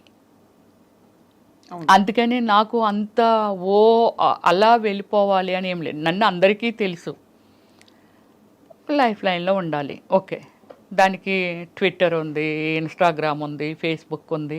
అప్పుడప్పుడు హాయ్ హవ్ యు అని ఏదో విచ్చేస్తూ ఉంటాము.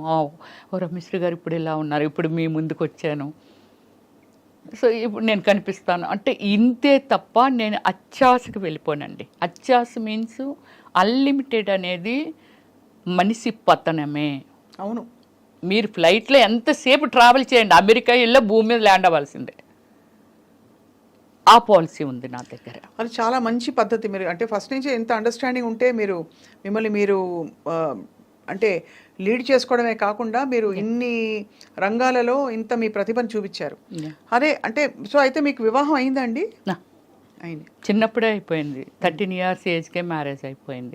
కాకపోతే నేను ఎక్కడ రివీల్ చేయలేదు అంతే, అంతకు మించి. ఇప్పుడు మీ వారు ఎక్కడ ఉన్నారు? ఎక్స్పైర్ అయ్యారు. ఒక 2 years బ్యాక్ ఎక్స్పైర్ అయ్యారు. Okay, yeah. సో మరి ఈజ్ లైక్ మై ఫాదర్ స్వప్న. చెప్పాను కదా, చాలా రెస్పెక్ట్ ఇస్తాను. ఈరోజు గుడిలో పూజించినట్టుగా పూజిస్తాను ఆయన్ని, చాలా రెస్పెక్ట్ ఇస్తాను. Not a wrong. ఇప్పుడు అతని వల్ల తప్పలేదు, నేను ఎందుకు సఫర్ చేయాలి? నాకు నాకు భయము, ఎంత భయం అంటే లవ్ అంటారు, డేట్ అంటారు, వెనకాల పడతారు. సరే, మన బిజీలో మనం ఉంటాము, ఎంతోమందిని నేను ఫేస్ చేశాను. కృష్ణకుమార్ గారు 15 years గ్యాప్ అండి, ఆమెకి ఫీల్డ్ వదిలేసింది పూర్తిగా. బెంగళూరులో ఆమె పెద్ద ఎస్టేట్ ఉంటుంది, తెలుసు, నేను వెళ్ళానుగా. వెళ్ళారా? ఇంటర్వ్యూ చేశారా? లైక్ నా కూతురు వాడిని కేఆర్ విజయ్ గారు అంతే నన్ను పెంచుకుంటామనే వాళ్ళండి. ఆ ఎస్టేట్లో నాకు ఒక అత్త క్యారెక్టర్ చేయాలి, ఆమె అయితే బాగుంటుంది. అక్కడే కదా షూటింగ్ అంతానా, చేస్తే బాగుండు అని అనుకుంటా. అమ్మ ఇప్పుడు మళ్ళీ మేకప్ అయ్యి కూర్చొని వాళ్ళు ఎవ్వరు అడిగినా యాక్సెప్ట్ చేయలేదండి. నేను అడిగాను, ప్లీజ్ మీరు చెయ్యండి బాగుంటుంది మంచి క్యారెక్టర్ అంటే అప్పుడే యాక్సెప్ట్ చేశారు. డైలీ లంచ్ ఆవిడ ఇంట్లోనే, ఆ ఎదురుగానే సావుకార్ జానకి గారు చూసాను ఆవిడ వెళ్ళారా? పుట్టిరు. ఆవిడ కూడా. మేఘా వర్షించని ఒక మూవీ అనమాట, అద్భుతమైన మూవీ. అలాగే మలయాళంలో ఒక మూవీ చేశాను, ఆ మూవీకి నాకు అవార్డు వచ్చింది. సో అలాగే ఏమిటంటే వాళ్ళందరూ మాట్లాడుతుండేవాళ్ళు ఈ వీటి గురించి, ఏంటో వస్తున్నారు ఏదో అయిపోతున్నారు. అప్పుడు మన శశికళ గారు ఏదండి ఆమె కాంచనా గారు ఎందుకు అలా మాటల్లో వస్తూ అవతల వెనక వైపు మీరు స్విమ్మింగ్ పూల్ చూసారా అటు చూసాను, అక్కడ కుర్చీలు వేసుకొని కూర్చున్నాము. కూర్చుంటే ఇవన్నీ చెప్పేవారు, వీళ్ళు ఎలాగైపోయారు అలా అలాగైపోయారు, సావిత్రి గారు ఎలాగైపోయారు ఇవన్నీ అని. ఏమిటి అని అంటే ఎవరినో నమ్మితే కదా అలాగైంది. ఆమెమో వాళ్ళ బ్రదర్స్ నమ్మి అలాగైపోయిందంట, ఏమేమో అతన్ని నమ్మి. అదొక్కటే మనకి బాగా ఫేమస్ కాబట్టి చేయలే. అలాంటి కొన్ని ల్యాక్స్ ఆఫ్ సిచ్యువేషన్స్ ఉంటాయి. చాలా కరెక్ట్గా చెప్పారు మీరు. అంటే కానీ ఆ వయసులో మీరు అంత తెలుసుకుని దాన్ని అమలుపరచడమే పెద్ద విషయం. అదే గ్రేట్. అదే గ్రేట్. ఎందుకంటే ఒకటి సరే మీ వారితో మీకు అనుబంధం ఉన్నా, ఒక రెస్పెక్ట్ ఉన్నా, ఏమున్నా కూడా మీరు యాక్ట్ చేయడం ఆయన ఆపలేదు ఎప్పుడు. లేదు, నాకు ఎప్పుడు ఏది అభ్యంతరం చెప్పలేదు. అది గొప్ప విషయం. మీరు కూడా ఇండస్ట్రీకి వచ్చేసి టెంప్ట్ అయిపోయి ఇంకో దారిలోకి వెళ్ళిపోయి, అంటే నేను తప్పు రైట్ అని చెప్పట్లేదు, ఎవరి జీవితానికి వాళ్ళు బాధ్యులు. డెఫినెట్లీ ఇప్పుడు అంత గొప్ప నటీమణుల గురించి మనం మాట్లాడుకున్నప్పుడు వాళ్ళ జీవితం అయ్యో ఇలా అయిపోయిందని మీరు చెప్తున్నారే, అలా కాకుండా మిమ్మల్ని మీరు కాపాడుకోగలిగారు. Actually you don't need anybody in your life, frank గా చెప్పాలంటే. నేనే రాజు నేనే మంత్రి అన్ని. ఒకటి స్వప్న, నీ మనసులో ఉన్న అడగాలని అడగలేకపోతున్నావు ఏంటో నేనే ఓపెన్గా చెప్తున్నాను. సినిమా ఫీల్డ్లో అంటే not only field, any place pressure ఉంటుంది, sexual pressure whatever. House వైఫ్లకు కూడా ఉంటుంది, ఇష్టం అది, దాన్ని ఎవరు మీ అభ్యంతరం చెప్పడం లేదు. నాకు ఒక ఐటెం ఇలా కూర్చొని మాట్లాడుతున్నాను స్వప్న, నువ్వు నాకు నచ్చేయచ్చు, లేకపోతే వీళ్ళు చూస్తున్నాను చాలా ఐటమ్స్ ఉన్నాయి, అందులో ఏదో నాకు నచ్చొచ్చు, ఇది నా హార్ట్ స్పందన. అలాగే ఎవరికి ఎందుకు నచ్చమో, ఒక గ్లామర్ ఉన్నప్పుడు వెంకటేశ్వర స్వామి దగ్గరికి ఎందుకు వెళ్తున్నాము, ఆయన ఏమైనా ఇచ్చేస్తున్నారా, ఇస్తారా మనకు తెలియదు, ఇస్తారా ఎవరు, కానీ నచ్చారు. చాలామంది గాడ్స్ ఉన్నారు కదా. కానీ ఐహిక సుఖాలకి దైవిక సుఖాలకి, దైవిక ఆనందానికి తేడా ఉంది కదా. ఉంది ఎగ్జాంపుల్ చెప్తున్నాను అంతే. అలాగా మనకి ఏమిటంటే మనం నచ్చిన వాళ్ళు పాపం ఎంతో మంది ఉండొచ్చు, దాన్ని ఎక్స్పెక్ట్ చేయడంలో తప్పులేదు, కానీ బలవంతం పెట్టకూడదు. సినిమా ఫీల్డ్లో కలిసి వర్క్ చేస్తుంటారు. ఇప్పుడు 500 కోట్లు 1000 కోట్లు బడ్జెట్లు వచ్చేసాయి, 5 crores అనుకుందాం. 5 crores పెట్టి ఒక మూవీ మేకింగ్ చేసిన ఒక ప్రొడ్యూసర్కి క్రమశిక్షణ ఉండదంటావా? ఒక డైరెక్టర్ తన సినిమా హిట్ అవ్వాలి, అదవ్వాలి, ఇదవ్వాలి అని ఎంత టెన్షన్లో తన క్రమశిక్షణ ఉండదంటారా? ఒక మనిషిని ఒక రిక్వెస్ట్ దానిలో పెట్టారు అని అంటే ఇష్టం అయ్యి, అంటే ఈ ట్రావెలింగ్లో ఏదో నచ్చింది. ఎందుకు రోడ్డు మీద నేను వెళ్తూ ఉంటాను కదా, నాకు డ్రైవ్ అంటే చాలా ఇష్టం, వెరీ స్పీడ్ డ్రైవర్ని నేను. వెళ్తుంటాం కదా, ఒక లొకేషన్ ఏదైనా నచ్చిందని ఆపేసి అక్కడ ఒక 10 నిమిషాలు ఏదో రిలాక్స్గా అంతా వాచ్ చేసి అప్ప చాలా బాగుంది, ఎటు కాసేపు కూర్చుంటే బాగున్ను అలా అనిపిస్తుంది నాకు. అలాగే ఒక ఇష్టాన్ని ఎవరిని స్టాప్ చేయలేము. బట్ అలా నచ్చి అడిగిన వాళ్ళు చాలామంది ఉన్నారు నన్ను పెద్దవాళ్ళు ఎవరైనా చాలా పెద్దవాళ్ళు. కానీ ఏ రోజు నేను రాంగ్ స్టెప్ వేయలేదు. అంటే నాకు ఒకవేళ సినిమా ఇవ్వమన్నారని అనుకుందాం, అదే కదా మెయిన్, ఐ డోంట్ కేర్. మీరే ప్రొడ్యూసర్ లేరు, మీరు ఒక్కలే డైరెక్టర్ లేరు, నేను ఒక్కదాన్ని ఆర్టిస్ట్ లేను, ఇది కూడా చెప్తా. సో ఏం చెప్పుకునేవారు, ఏది రావాల్సి ఉంటే అది వస్తుంది అంతే. ఇప్పుడు మనము మార్కెట్లోకి వెళ్ళాము కదా, ఒక ఐటమ్ మార్కెట్లో పెట్టినప్పుడు ఒక్కలే వెళ్ళి చూసి వెళ్ళిపోరు కదా, ఇంకెంతోమంది వస్తుంటారు, ఎవరో ఒకరికి నచ్చి కొనుక్కుంటారు కదా. అంతే, ఒక కళాకారునిగా నేనున్నాను, ఎంతోమంది సినిమాలు చేస్తున్నారు, చేసినప్పుడు నా అవసరం రమ్యశ్రీ అయితే భలే ఉంటుంది, ఆ సినిమాలు చాలా బాగా చేసింది. నువ్వు నేను సినిమా తర్వాత సునీలు నేను మా అదృష్టం ఏంటో తెలియదు, అంత బిజీ అయిపోయాం. డైలీ ఒక 3-4 షూటింగ్స్, ఒక్కొక్కసారి 10 days కూడా నేను నిద్రపోయేదాన్ని కాదు. నైట్ 2 వరకు డాన్స్, ఏదైనా ఐటమ్ సాంగ్ స్ట్రైన్ అయిపోదాన్ని. ఎక్కడో అడవుల్లో పెట్టేవాళ్ళు, ఎక్కడో పెట్టేవాళ్ళు. మళ్ళీ వేరొకరు location 7 o'clock, morning our 7 o'clock call sheet. నేను ఎప్పుడు ఇంటికి వెళ్ళాలి, ఎప్పుడు పడుకోవాలి, ఎన్ని చేయాలి. ఇప్పటికే నా దగ్గర ఒక అసిస్టెంట్ ఉండేదండి, లక్ష్మి అనేసి. ఇప్పటికీ మాట్లాడుతుంది పిల్లలతో. పెద్దోళ్ళు అయిపోయారు, ఇంటర్మీడియట్ ఏదో చదువుతున్నారు. 10 years ఉంది అమ్మాయి నా దగ్గర. అమ్మాయి కోవే సరళ, తర్వాత రజిత గారు, వీళ్ళందరూ ఏటా పిల్ల పిచ్చిదాన్ని ఉంది, అలాడదాన్ని పెట్టుకున్న అందంగా ఉండేదాన్ని పెట్టుకో అన్నారు. 10 years ఉందండి. Everything only that girl. అన్ని చూసుకుంటా అన్ని కామ్మాయే. ఎంతమంది సీమరాని ఇచ్చి మంది, సౌందర్య ఇచ్చి మంది, శకిల ఇచ్చి మంది. అమ్మాయిని మేము అమ్మాయి వేస్తుంది, మేము అంతకు 3 ఇంతలు 10 ఇంతలు ఇస్తాం వచ్చి అని అనేవారు. అంటే నాకు నిద్ర లేకపోయినా సరే అమ్మాయి మొత్తం అంతా మేనేజ్ చేసి 1 గంట పడుకుంటారు, మొత్తం అంతా బాత్రూంలో హీటర్ ఆన్ చేసేయడం, అది చేసేయడం, ఇది చేసేయడం, మేకప్ సామాన్ పెట్టేయడం. నెక్స్ట్ సినిమా ఏంటి, నా ఏం డ్రెస్ వేస్తాను, ఎలాగేస్తాను, దానికి షేడ్లు కూడా అమ్మాయికి వచ్చేసాయి. అంటే ఈ షేడ్ వేస్తారు మేడం గారు, ఈ కలర్ చీర కడతానన్నారు అని. అంత బ్యూటిఫుల్ వర్కర్ అండి. ఇప్పటికంతకే నేను మర్చిపోలేకపోయాను. 1 ఎకరం ల్యాండ్ కూడా అమ్మాయికి పండించుకొని ఇచ్చాను. మా విలేజ్ వాళ్ళది కొత్తపల్లి, మాది కొత్తూరు, పక్క విలేజెస్ అనమాట. చాలా చిన్నప్పుడు వచ్చింది అమ్మాయి. అమ్మాయిని నన్ను జైల్లో పెడతానని వారు, ఎంత చిన్నపిల్లని వర్క్ లేయడం మా మేడం పంచుకుంటుంది అనేది. అమ్మాయికి 1 acre కూడా ఇచ్చాను స్వప్న నేను. చాలా చాలా పెద్ద విషయం. అంటే మీరు ఇంత కనెక్ట్ అయ్యి అందరితో, మీరు ఒక్కొక్కరి గురించి మాట్లాడుతుంటే కూడా మీకు ఎంత కనెక్టెడ్గా వాళ్ళ జర్నీస్ మీతో కొనసాగాయి, మీ కోస్టార్స్ కావచ్చు. కానీ ఈ మొత్తం జీవితంలో మీరు యాక్చువల్లీ ఏం కోరుకున్నారు, అవన్నీ వచ్చేసాయి.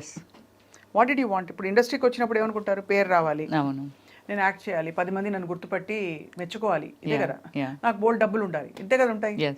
ఇంకేమన్నా ఉంటాయా? అంటే నేను అనేది ఫర్ ఎగ్జాంపుల్ అవార్డ్స్ గెలుచుకోవాలి, అలాంటివి ఉంటాయా? అవి వచ్చాయి. మదర్ తెరెసా అవార్డు వచ్చింది for social service, of course.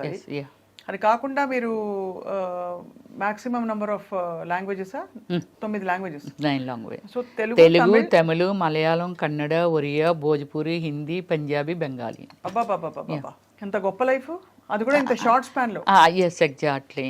అదే 7 నుంచి ఇప్పటి వరకే కదా ఏదైనా. అంతే అంటే 26 years లో ఇప్పుడు యాక్ట్ చేస్తున్నారా? ఇప్పుడు అదే నేను పొలిటికల్లోకి వచ్చి చెప్పాను కదా, జగనన్నకి ఇష్టం లేదు సినిమాలంటే అని చెప్పి స్టాప్ చేయడం జరిగింది. బట్ ఇంట్రెస్ట్ ఇంకా చేయాలని ఇప్పుడు మళ్ళీ సెకండ్ ఇన్నింగ్ స్టార్ట్ చేస్తున్నాను నేను. మనకి ఇది నిర్మలమ్మ అమ్మగారు ఎవరైతే ఉన్నారో ఆమె మనకి ఎవరికైనా సరే ఆమెనే ఎగ్జాంపుల్గా తీసుకోవాలి ఎవరైనా. ఎందుకంటే ఆ ఏజ్ వరకు, చనిపోయే మూమెంట్ వరకు ఆమె చేస్తూనే ఉంది. బట్ కళాకారులకి ఇప్పుడు పొలిటికల్ ఆల్సో. సో అయితే కానీ మీరు ఈ క్రమంలో రమేశ్రీ గారు, మీరు వాళ్ళ అందరు యాక్టర్స్ గురించి వినేవాళ్ళు కదా, అంటే వాళ్ళ లైఫ్స్ ఇలాగా, వాళ్ళ లైఫ్ అప్పుడు ఏమనిపించేది? రాంగ్ డెసిషన్స్ తీసుకున్నారు, వాట్ షుడ్ విమెన్ డూ? ఖచ్చితంగా అండి. నేను నా మీలాంటి మీడియా మిత్రులుగా ఉండా కూడా నేను చాలా మందికి, ఎందుకంటే ఇంటర్వ్యూస్ అని ఇండియా గ్రిల్స్ అనేది ఒకటి ఉండేది, ఇప్పుడు ఉందో లేదో నాకు ఐడియా లేదు. ఇండియా గ్రిల్స్ ఎప్పటి నుంచో మొదలు పెట్టేశాను. నాకు అంటే క్యూ కట్టేవాళ్ళు ఇంటర్వ్యూస్కి. ఆ హీరోయిన్లు కూడా వచ్చేవి కాదు ఇంటర్వ్యూస్, అవిని అన్ని ఇంటర్వ్యూ చేసేసేదాన్ని నేను. మీరేం చెప్తారు కొత్తగా వచ్చిన ఆర్టిస్టులకి అంటే, సో కొత్తగా వచ్చిన ఆర్టిస్టులకి ఎవరికైనా సరే ఇప్పుడు వాళ్ళకి ఏం గోల్ ఉంది, ఇప్పుడు ఎంతమంది లైఫ్ని సీరియల్స్లో చేసి ఏదో 1-2 సీరియల్స్ చేసి తర్వాత వాళ్ళ లైఫ్ ఏమైపోతుంది, వాళ్ళు ఏమైపోతున్నారు ఏమిటి, చాలా ఫాస్ట్ థింకింగ్. వచ్చామా, ఒక కారు కొన్నామా, ఒక అపార్ట్మెంట్, దట్స్ ఇట్, దీని తర్వాత ఏమిటి నెక్స్ట్, వాళ్ళు ఎందులోకో వెళ్ళిపోయి వాళ్ళ కెరియర్ స్మాల్ చేసుకొని, అంటే లాంగ్ టైం ట్రావెలింగ్ ఉండడం వల్ల ఎక్స్టెండ్ అవుతాం, అంతే కదా. అవును, అంతే కదా. సో అది కోల్పోతున్నారు చాలామంది. లవ్ చేయడం తప్పని కదా. ఒకటి నేను ఎప్పుడో అప్పుడే చెప్పుంటాను నేను, రమ్య గారు మీ వెంట ఎంతమంది పడి ఉంటారు, ఎవరు అక్కర్లేదండి. ఆశా సుబ్బలక్ష్మి గారు అని వెరీ ఫేమస్ గ్యాస్ట్రాలజీ. ఒకరోజు నేను అపోలోలో రాఘవ దత్తా గారు అనేసి ఆయన దగ్గరికి నేనే డాక్టర్ అంటారు అందరూ, నేనే ఎదురు చెప్తూ ఉంటాను అన్నీని. ఎవ్రీ 6 monthsకి హెల్త్ చెకప్ చేయించుకుంటాను. చేయించుకొని ఇంకా ఎక్స్ట్రా ఈ హెల్త్ చెకప్లో ఏవి రాలేదనేది నేను గూగుల్లో సెర్చ్ చేసి మళ్ళీ పర్సనల్గా వెళ్ళి చేయించేసుకుంటూ ఉంటాను. అమ్మ నీకు ఇక్కడ ఒక విగ్రహం కట్టాలి అపోలో హాస్పిటల్ ముందుని. ఎంత సెన్సిటివ్ ఏంటి రమ్య, మా వాళ్ళకి అందరికీ లేకపోతే నీకు ఒక పేపర్ ఇచ్చి ఎక్స్ప్లెయినర్లుగా మార్చాలి నిన్ను అక్కడ ముందు కూర్చోబెట్టి అని చెప్తూ ఉంటారు అక్కడ సిఇఓ గారు కానీ ఎవరైనా సరే. వెళ్ళిపోతున్నాను, ఆశా సుబ్బలక్ష్మి గారు వెళ్తున్నారు. రమ్య గారు మీరు ఎంత అందంగా ఉంటారు కదండి, మీ వెనకాతలు ఎవరు పడరా అని అడిగింది. ఇలా రెక్క పట్టుకొని లాగి, నేను చూడలేదు అంటే సీరియస్గా వెళ్ళిపోతూ ఉంటాను అనమాట. సో ఇలా రెక్క పట్టుకొని ఇలా లాగింది. ఏమండి ఇంత బాగుంటారు, అసలు మీ వెనకాతలు ఎవరు పడరా అని అడిగింది. ఏంటండి ఈ వీధిలో ఎవరు పడితే అలా పడిపోతారా డాక్టర్ గారు అని అంటే, లేదండి నాకే అనిపిస్తుంది మిమ్మల్ని చూస్తూ ఉంటే. Very lovely. ఆవిడకి ఒకే డాటర్ అనమాట. సో అప్పటికి ఇంకా కిడ్ అమ్మాయి 6 years old అనమాట. సో అలాగే ఏమిటంటే చాలా ప్రౌడ్గా ఫీల్ అవుతాను అంతే, అంతకు మించి ఏమీ వెళ్ళను ఎక్స్ట్రా. చాలా ప్రౌడ్గా ఫీల్ అవుతాను. ఎవరైనా నేను వెళ్ళిపోతుంటే నన్ను ఎవరైనా చూశారు, వాడు చూస్తాడు అనుకుంటాను, చూస్తాడు, అది చూడడంలో గ్రేట్గా ఫీల్ అవుతాను. మళ్ళీ వేరే సెకండ్ థాట్ ఏమీ ఉండదు నాకు. అంతే చూడడంలో గ్రేట్గా ఫీల్ అవుతాను. బాగుంది, చాలా ఆనందం ఉంది. ఇంకొక విశేషం ఏంటంటే మీరు 9 భాషల్లో నటించి ఇంత తిరిగేసి అంతా చేశారు, కానీ మీ ఊరి భాష ఎక్కడ పోలేదు. లేదు, ఉత్తరాంధ్ర భాష ఇది కూడా మీకు చెప్పాలి. ఎంతమంది అడిగారు తెలిసిన, ఏంట్రా మీ స్లాంగ్ మార్చవేంటి, ఎందుకు స్లాంగ్? నేనన్నా ఎందుకు మార్చాలి అన్నా, తల్లిని మార్చినట్టుగానే కదా. అవును, మీ ఊరి భాష, మీరు పుట్టి పెరిగిన వాతావరణము, దీన్ని ఎందుకు మార్చాలి అంటాను నేను. ఎందుకు మార్చాలి, మార్చను నేను అనేదాన్ని. చాలా మొండిగా, నీ రూపం చూస్తే నువ్వు చూస్తే అసలు నీకు తెలుగు వచ్చా, ఎక్కడో నారుతమ్మా ఇవి ఇలా అనుకుంటాము. అంటే చాలా ఉంది, మీకు తెలుగు వచ్చా మేడం అని అడుగుతారు. బట్ నేను మాట్లాడేది స్వచ్ఛమైన తెలుగు, మా లాంగ్వేజే. అదే మీ లాంగ్వేజ్. శ్రీకాకుళం యాడ్ అవుతుంది, శ్రీకాకుళం భాష బాగా వినిపిస్తుంది, యాడ్ అవుతుంది. అలాగే విజయనగరం, బొబ్బులి, విజయనగరము, ఇలా అన్ని విజయనగరం అని పేరు పలుకుతాం, విజయనగరం అనేసరికి తెలిసిపోయింది. అది ఆ స్లాంగ్ నేను వదలను, నాకు నచ్చదు. ఇప్పుడు మీ వాళ్ళంతా అక్కడే ఉన్నారా? అంత అక్కడే ఉన్నారు, నేను ఒక్కదాన్ని. మీరు ఎంతమంది అక్క చెల్లెళ్ళు రమేష్? Brothers sisters 6 members. మాది అంతే, మాకు తెలిసినప్పటి నుంచి మాదంతా సెటిల్ ఇన్ విశాఖపట్నము. సో నా బ్యాక్గ్రౌండ్ అంటే నేను పెరిగిందంతా చెప్పాను కదా, అమ్మమ్మ వాళ్ళ ఊర్లో పెరిగాను. సో అందువల్ల ఏమిటంటే నేను 10th class అయిపోయిన తర్వాత సిటీకి వచ్చాను నేను. సో అది అయిపోయిన తర్వాత కొన్నాళ్ళు అంటే ఇంటర్మీడియట్ డిస్కంటిన్యూ చేశాను, చాలా ప్లేస్లో చెప్పాను కూడా, ఇటు వచ్చాను. మీ డాక్టరేటే వచ్చేసింది కదా? వచ్చింది. అదే కాబట్టి అన్నిటిని మించిపోయిన ఆ చదువు అది అందుకేనండి వెరీ ప్రౌడ్గా ఫీల్ అవుతాను.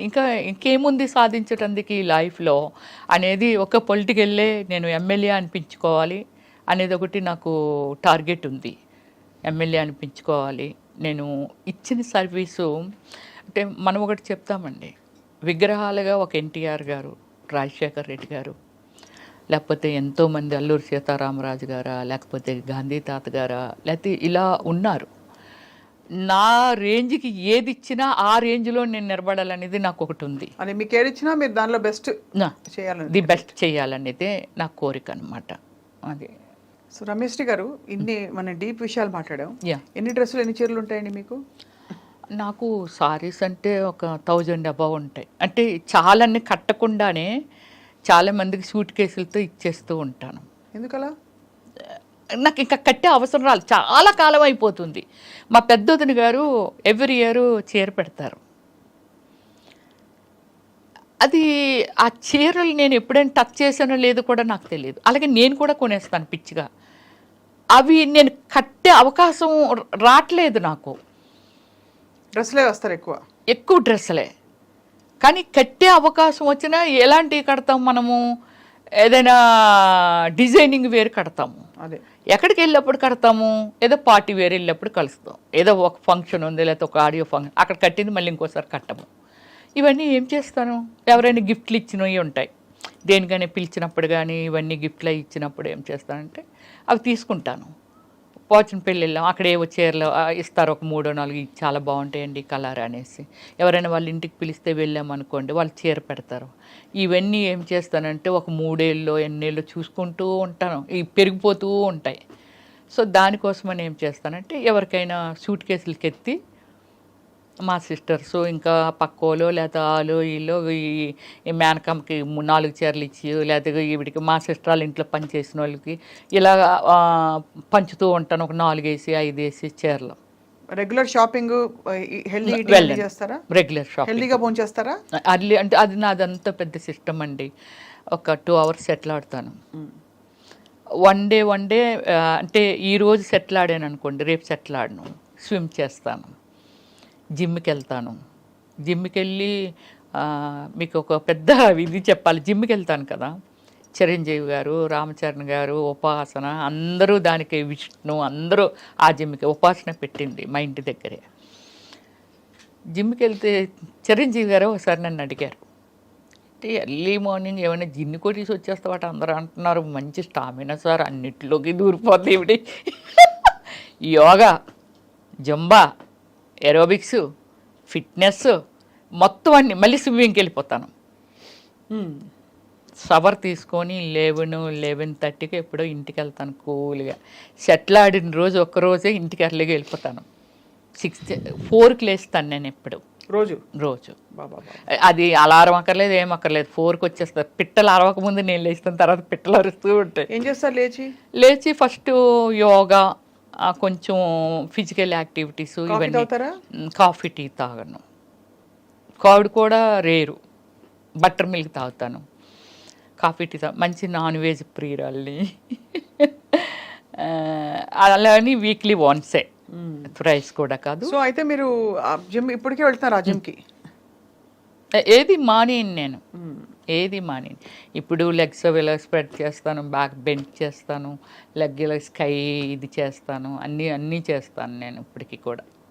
అసలు వింటుంటే ఒక మనిషి జీవితం గురించి వింటున్నట్లేదు మీ దాన్ని చెప్తుంటే. ఒక నలుగురు రమ్యశ్రీలు మీలో ఉండి వాళ్ళందరూ కలిసి ఒక రమ్యశ్రీగా తయారైనట్టు. అంటే you have achieved so much in a short span. And మీకు ఇష్టం వచ్చినట్టు మీ టర్మ్ ఎప్పుడు నవ్వుతూనే ఉంటాను. నన్ను నేనే ప్లాన్ చేసుకుంటాను, ఎవరి హ్యాండ్లోనూ పెట్టను, నాకు నచ్చదు. ఎప్పుడైనా దిగాలేసి ఏడుస్తారా? ఎప్పుడైనా? నాకు అసలు ఏడిపే రాలేదు ఎప్పుడు. మన వల్ల ఇతరులు ఏడ్చారా ఎప్పుడైనా? అది కూడా లేదండి. అది ఇంకా నేనేమైనా ఫీల్ అయిన డే చెప్పాను కదా, 5 కోట్లు అలా పోయినా ఎవరితోని నేను షేర్ చేసుకోను. నా ఫ్యామిలీ కాదు, బ్రదర్స్ కాదు, ఎవరితోనూ పంచుకోను. నన్ను ఏదైనా రిక్వెస్టింగ్ ఏదైనా హెల్ప్ అడిగారు అనుకోండి, వీలైనంత వరకు చేయటానికే ట్రై చేస్తాను. చాలా చేసేసాను నేను, బ్యూటిఫుల్, చాలా చేశాను. సొసైటీకి ఎలా చేస్తాను, నా ఫ్యామిలీకి కూడా అంతే చేస్తాను. ఎవరినైనా నాకు తెలియకుండా వెళ్ళి నేను అడ్రస్ ఇస్తాను, మీరు ఎంట్రీ చేసుకోవచ్చండి.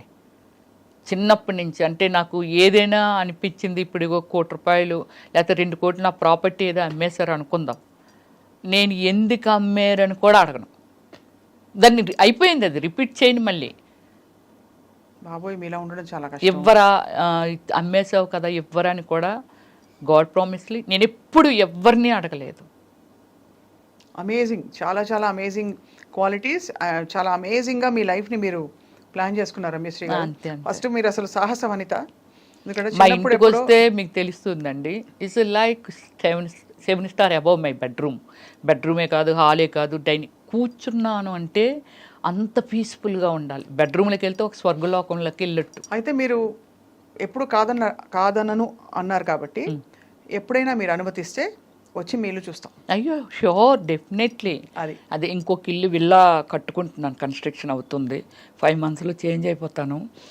డ్రీమ్ అంతే. అప్పుడులో రమ్యశ్రీ డ్రీమ్ హౌస్ అని వేశారు. అంటే ఎవరెవరో ఏదో కట్టుకోవడం ఇంకా బాగా కట్టేసి ఉండొచ్చు, కానీ నా టేస్టు, నా ఫీలింగు అంటే పడుకుంటే ఇలా ఉంటుందా అనేది. బెడ్రూమ్ అంటే బెడ్రూము, నా బాత్రూమ్ కూడా అంత గార్డెనింగే. చాలా లవ్లీగా ఉంది వినడానికి. వాష్రూమ్ కూడా వాష్రూమ్ లాగా ఉండదు, అన్ని వాష్రూమ్స్ ఒక మంచి ఒక బెడ్రూమ్ కంటే మించి ఉంటాయి వాష్రూమ్స్. అంటే అది నాకు ఇష్టం అనమాట. మీరు అసలు ఇవన్నీ కాదండి, మీకు ఇష్టం వచ్చిన టర్మ్స్ మీద మీరు బతకడం, ఎగ్జాక్ట్లీ అదే చాలా ఇక్కడ రిమార్కబుల్ థింగ్. ఎగ్జాక్ట్లీ. అండ్ చాలా చాలా inspiring for so many people watching. Yeah. And చాలా మంది మహిళలకు మీరు ఇచ్చిన అడ్వైజ్ ఇవాళ ఏంటంటే మీ డెసిషన్స్ మీరే తీసుకోండి. ఎస్. అండ్ ఎవరికి ఏవి చెప్పది, మనం అబలలు కాము సబలలు అని చెప్పి. అంతే. అంతేగా? ఎక్కడున్నాం స్వప్న గారు? ఎగ్జాంపుల్ మీరే చెప్తున్నాను నేను. మీ ఇంటర్వ్యూ అంటే చాలామంది అంటే నేను మిమ్మల్ని పొగట్టలేదు, నేను ఫ్రాంక్గా చెప్తున్నాను. మీ ఇంటర్వ్యూ స్వప్న ఇంటర్వ్యూ అంటే చాలా జెన్యూన్ ఉంటుంది, చాలా అసలు ఎంత బాగా మాట్లాడుతుంది, అడుగుతుంది, చాలా హోమ్లీ ఉంటుంది. ఇలాంటి నేను ఎప్పుడో విన్నివి, ఎప్పుడో నేను విన్నాను అంతే.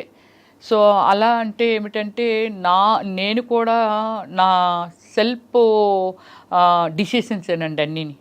ఒకరి వల్ల ఏడవకూడదు, ఒకరి వల్ల నవ్వకూడదు, అంతే. టీవీ ఒక 10 రోజులు చూడకపోయినా ఆశ్చర్యపోవక్కర్లేదు, నాకు టైం దొరకలేదు అంతే. ఎవరైనా ట్రోల్ చేశారా మిమ్మల్ని ఎప్పుడైనా? చేయలేదు, చేయలేదు, ఇప్పటి వరకు లేదు.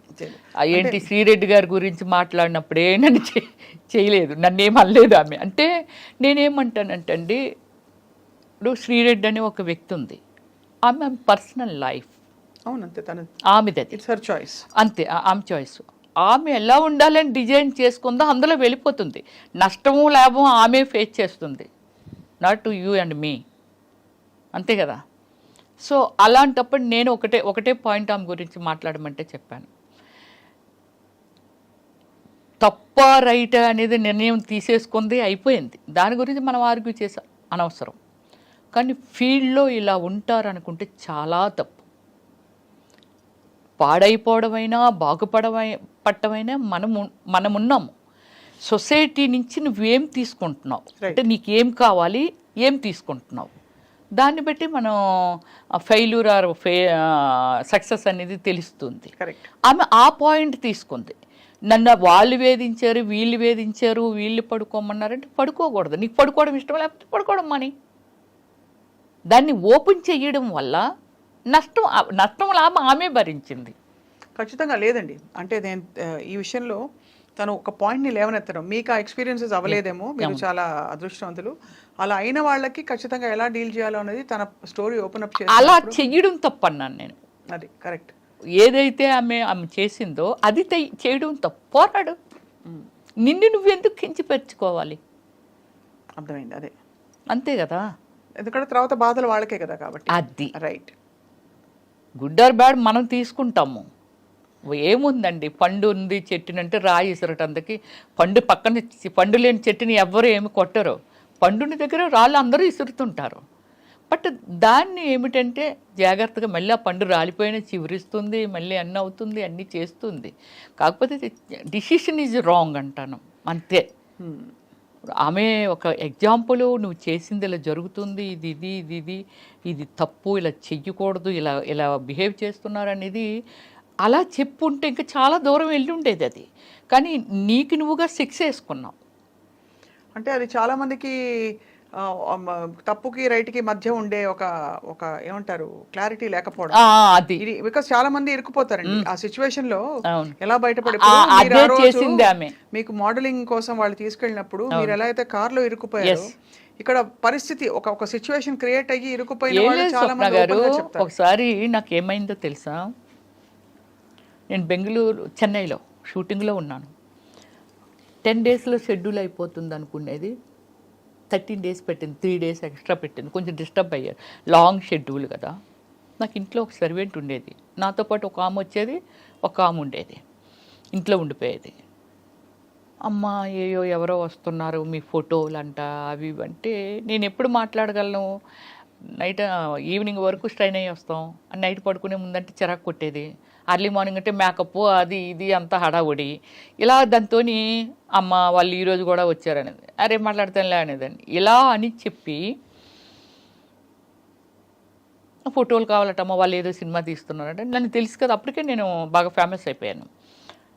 ఫోటోలు అంటున్నారమ్మా అది ఇది అని అంటే, సరే నేను వస్తాను చూసుకుంటానులే అని అన్నా. వచ్చాను కదా, వచ్చిన తర్వాత ఒక అతను వచ్చాడు, అమ్మ మీ ఫోటోలు కావాలమ్మా అంటే, ఆల్బమ్ అది నాకేమీ లేదు బాబు ఆల్బమ్లు అవిని. రమ్మిశ్రీ ఎవరంటే చెప్తారు కదా, అంటే ఇప్పుడులాగా మనమేమి ఎక్కడ చర్చ చేస్తే దొరకవు కదా, ఎవరిని అడిగినా చెప్తారు రమ్మిశ్రీ ఎవరంటే. ఇప్పుడు నన్ను ఆల్బమ్ అది అడుగుతా అంటే, సరే ఫోటోలు ఉన్నాయిలే అని కొన్ని ఇచ్చా.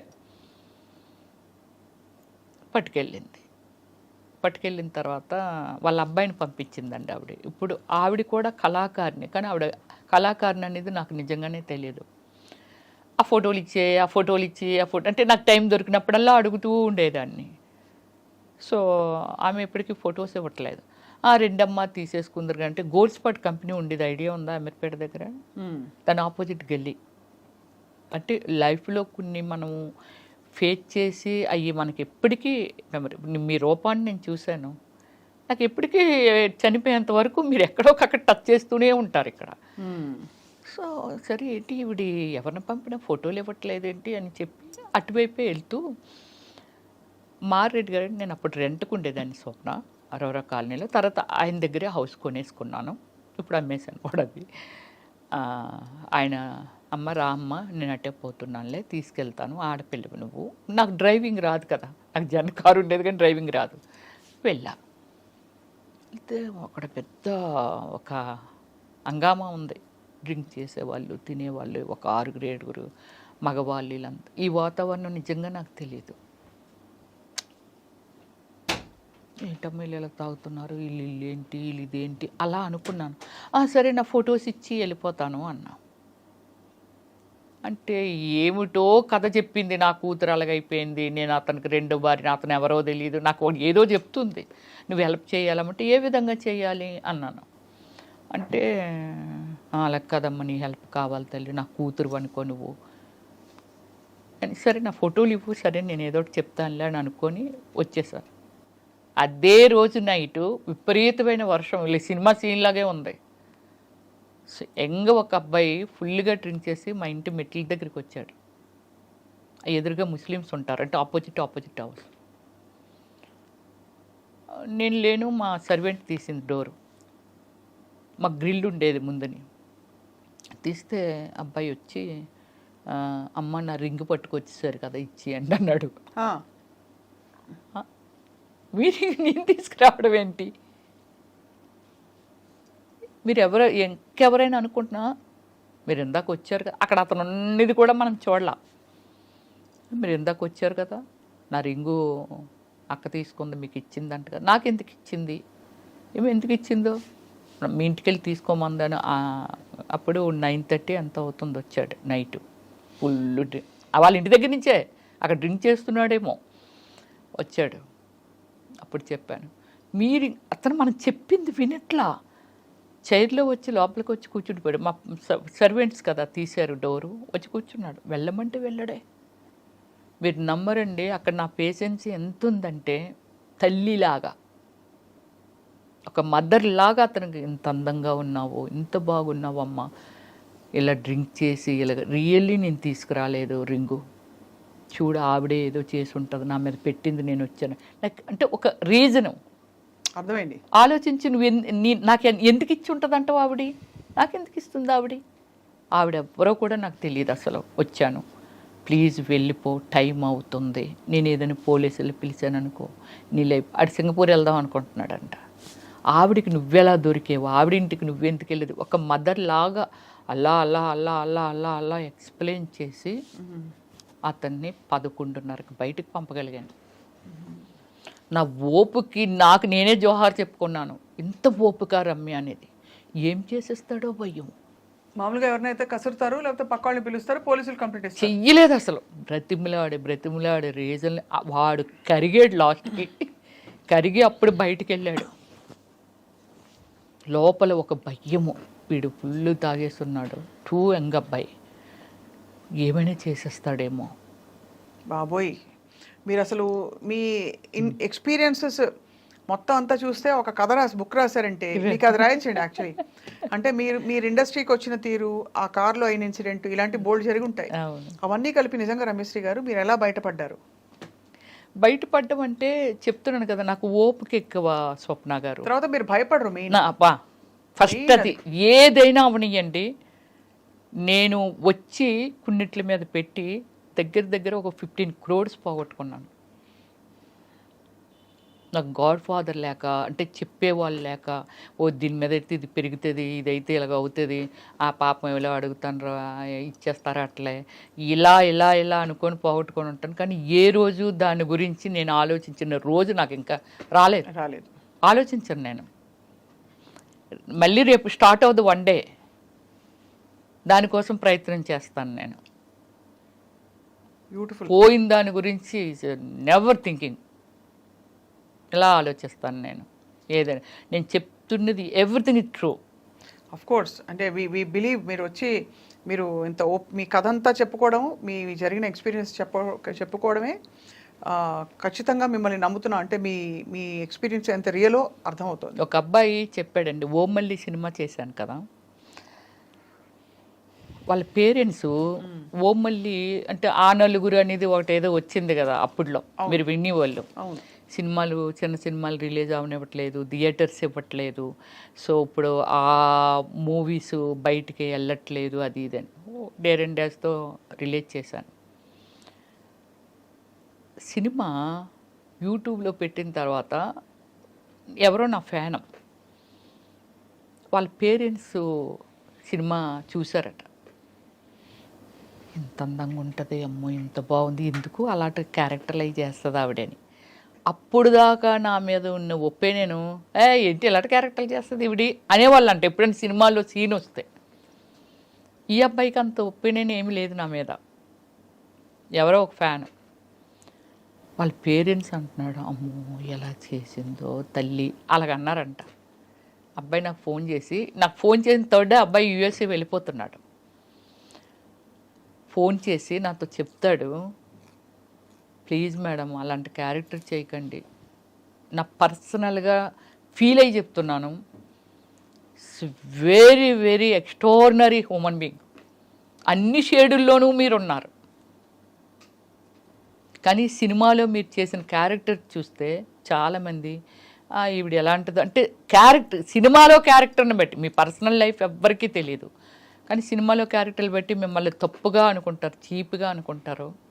కానీ ఓమల్లి సినిమా మీ టాలెంట్ చూసిన తర్వాత ఎందుకు ఈమె ఇలాంటి క్యారెక్టర్లు చేస్తుందా అని నాకు అనిపించింది మేడం. ప్లీజ్ మేడం ఇంకెప్పుడు ఎలాంటి క్యారెక్టర్స్ అన్నాను నేను. ఒక హీరోయిన్ ఉంది, హీరోయిన్ షార్ట్ డ్రెస్ వేయట్లేదా?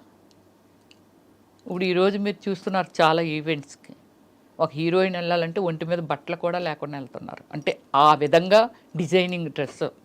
అవును. ఒక హీరోయిన్ని రిసీవ్ చేసుకుంటే కదా ప్రొడ్యూసర్స్, ఆడియన్స్ రిసీవ్ చేసుకుంటే కదా ప్రొడ్యూసర్స్ అమ్మాయిని మళ్ళీ పెట్టుకుంటారు. కాబట్టి ఆ పార్ట్ ఆఫ్ ద గేమ్ అది అంతే. దానికి ఆ క్యారెక్టర్ చేయకండి, ఈ క్యారెక్టర్ ఎవరో ఏదో అనుకుంటారంటే నేను ఎలా, అంటే నాది ఎలా ఫుల్ఫిల్ అవుతుంది నా డ్రీమ్. ఇప్పుడు నేను బిజీగా ఉండాలి, బాగా ఉండాలి, డబ్బులు సంపాదించాలి, ఓకే ఏ క్యారెక్టర్ వచ్చినా చేశాను. 7 వేరియేషన్ చేశాను నేను బిజీగా ఉన్నాను, అందులో నాకేమీ తప్పు అనిపించింది అదేమీ లేదు. ఒక డాక్టర్ ఆపరేషన్ చేస్తే గుండు కోసేసి అది చేసి ఇది చేసి టిచ్చింగ్ చేసి అక్కడ అతుకుంటే తప్పదు, మరి కుట్టినప్పుడు అతుకుండదా? అవును అంతేగా. డాక్టర్ అంటే డాక్టర్ ఎందుకు చేశారు? అమ్మో గుండు కోస్తే భయం వేస్తుంది, ఎవరైనా ఏమైనా అనుకుంటారు అనుకుంటే ఆయన ఎలా డాక్టర్ అవుతారు? మనల్ని బ్రతికించాలి కదా. కానీ I'm very happy, end of the day so happy. ఎందుకంటే కొన్ని కోట్ల జనాభాకి ఐడెంటిఫై, అవును, కొన్ని కోట్ల జనాభాకి ఎంటర్టైన్మెంట్, అండ్ మీకు కావాల్సిన డ్రీమ్స్ మీరు ఫుల్ఫిల్ చేసుకున్నారు అంతే. ఇప్పుడు నెక్స్ట్ సెకండ్ ఇన్నింగ్స్ మొదలు పెడుతున్నారు, రమేష్ ఆల్రెడీ పెట్టేశాను. వి విష్ యూ హార్ట్ ఫెల్ట్ గా ఆల్ ది బెస్ట్. అతి త్వరలో మిమ్మల్ని మళ్ళీ తెర మీద తడుక్కుమని మెరుస్తూనో, తెర వెనక ఇంకా టిష్యూ మనీ షూట్ చేస్తూనో ఖచ్చితంగా మిమ్మల్ని యాక్టివ్ గా చూడబోతున్నాం. మీకు కావాల్సిన పబ్లిక్ లైఫ్ లో మీరు ఒక ప్రజాప్రతినిధిగా ఏ పరిధి అయితే ఆ పరిధి నెరవేరుతుందని చెప్పి మనస్ఫూర్తిగా ఆశిస్తున్నాం. అండ్ మీకు కృతజ్ఞతలు మీ కథలోని కొన్ని విషయాల్ని మాతో పంచుకున్నందుకు. Thank you very much. Thank you so much ma'am. All the best.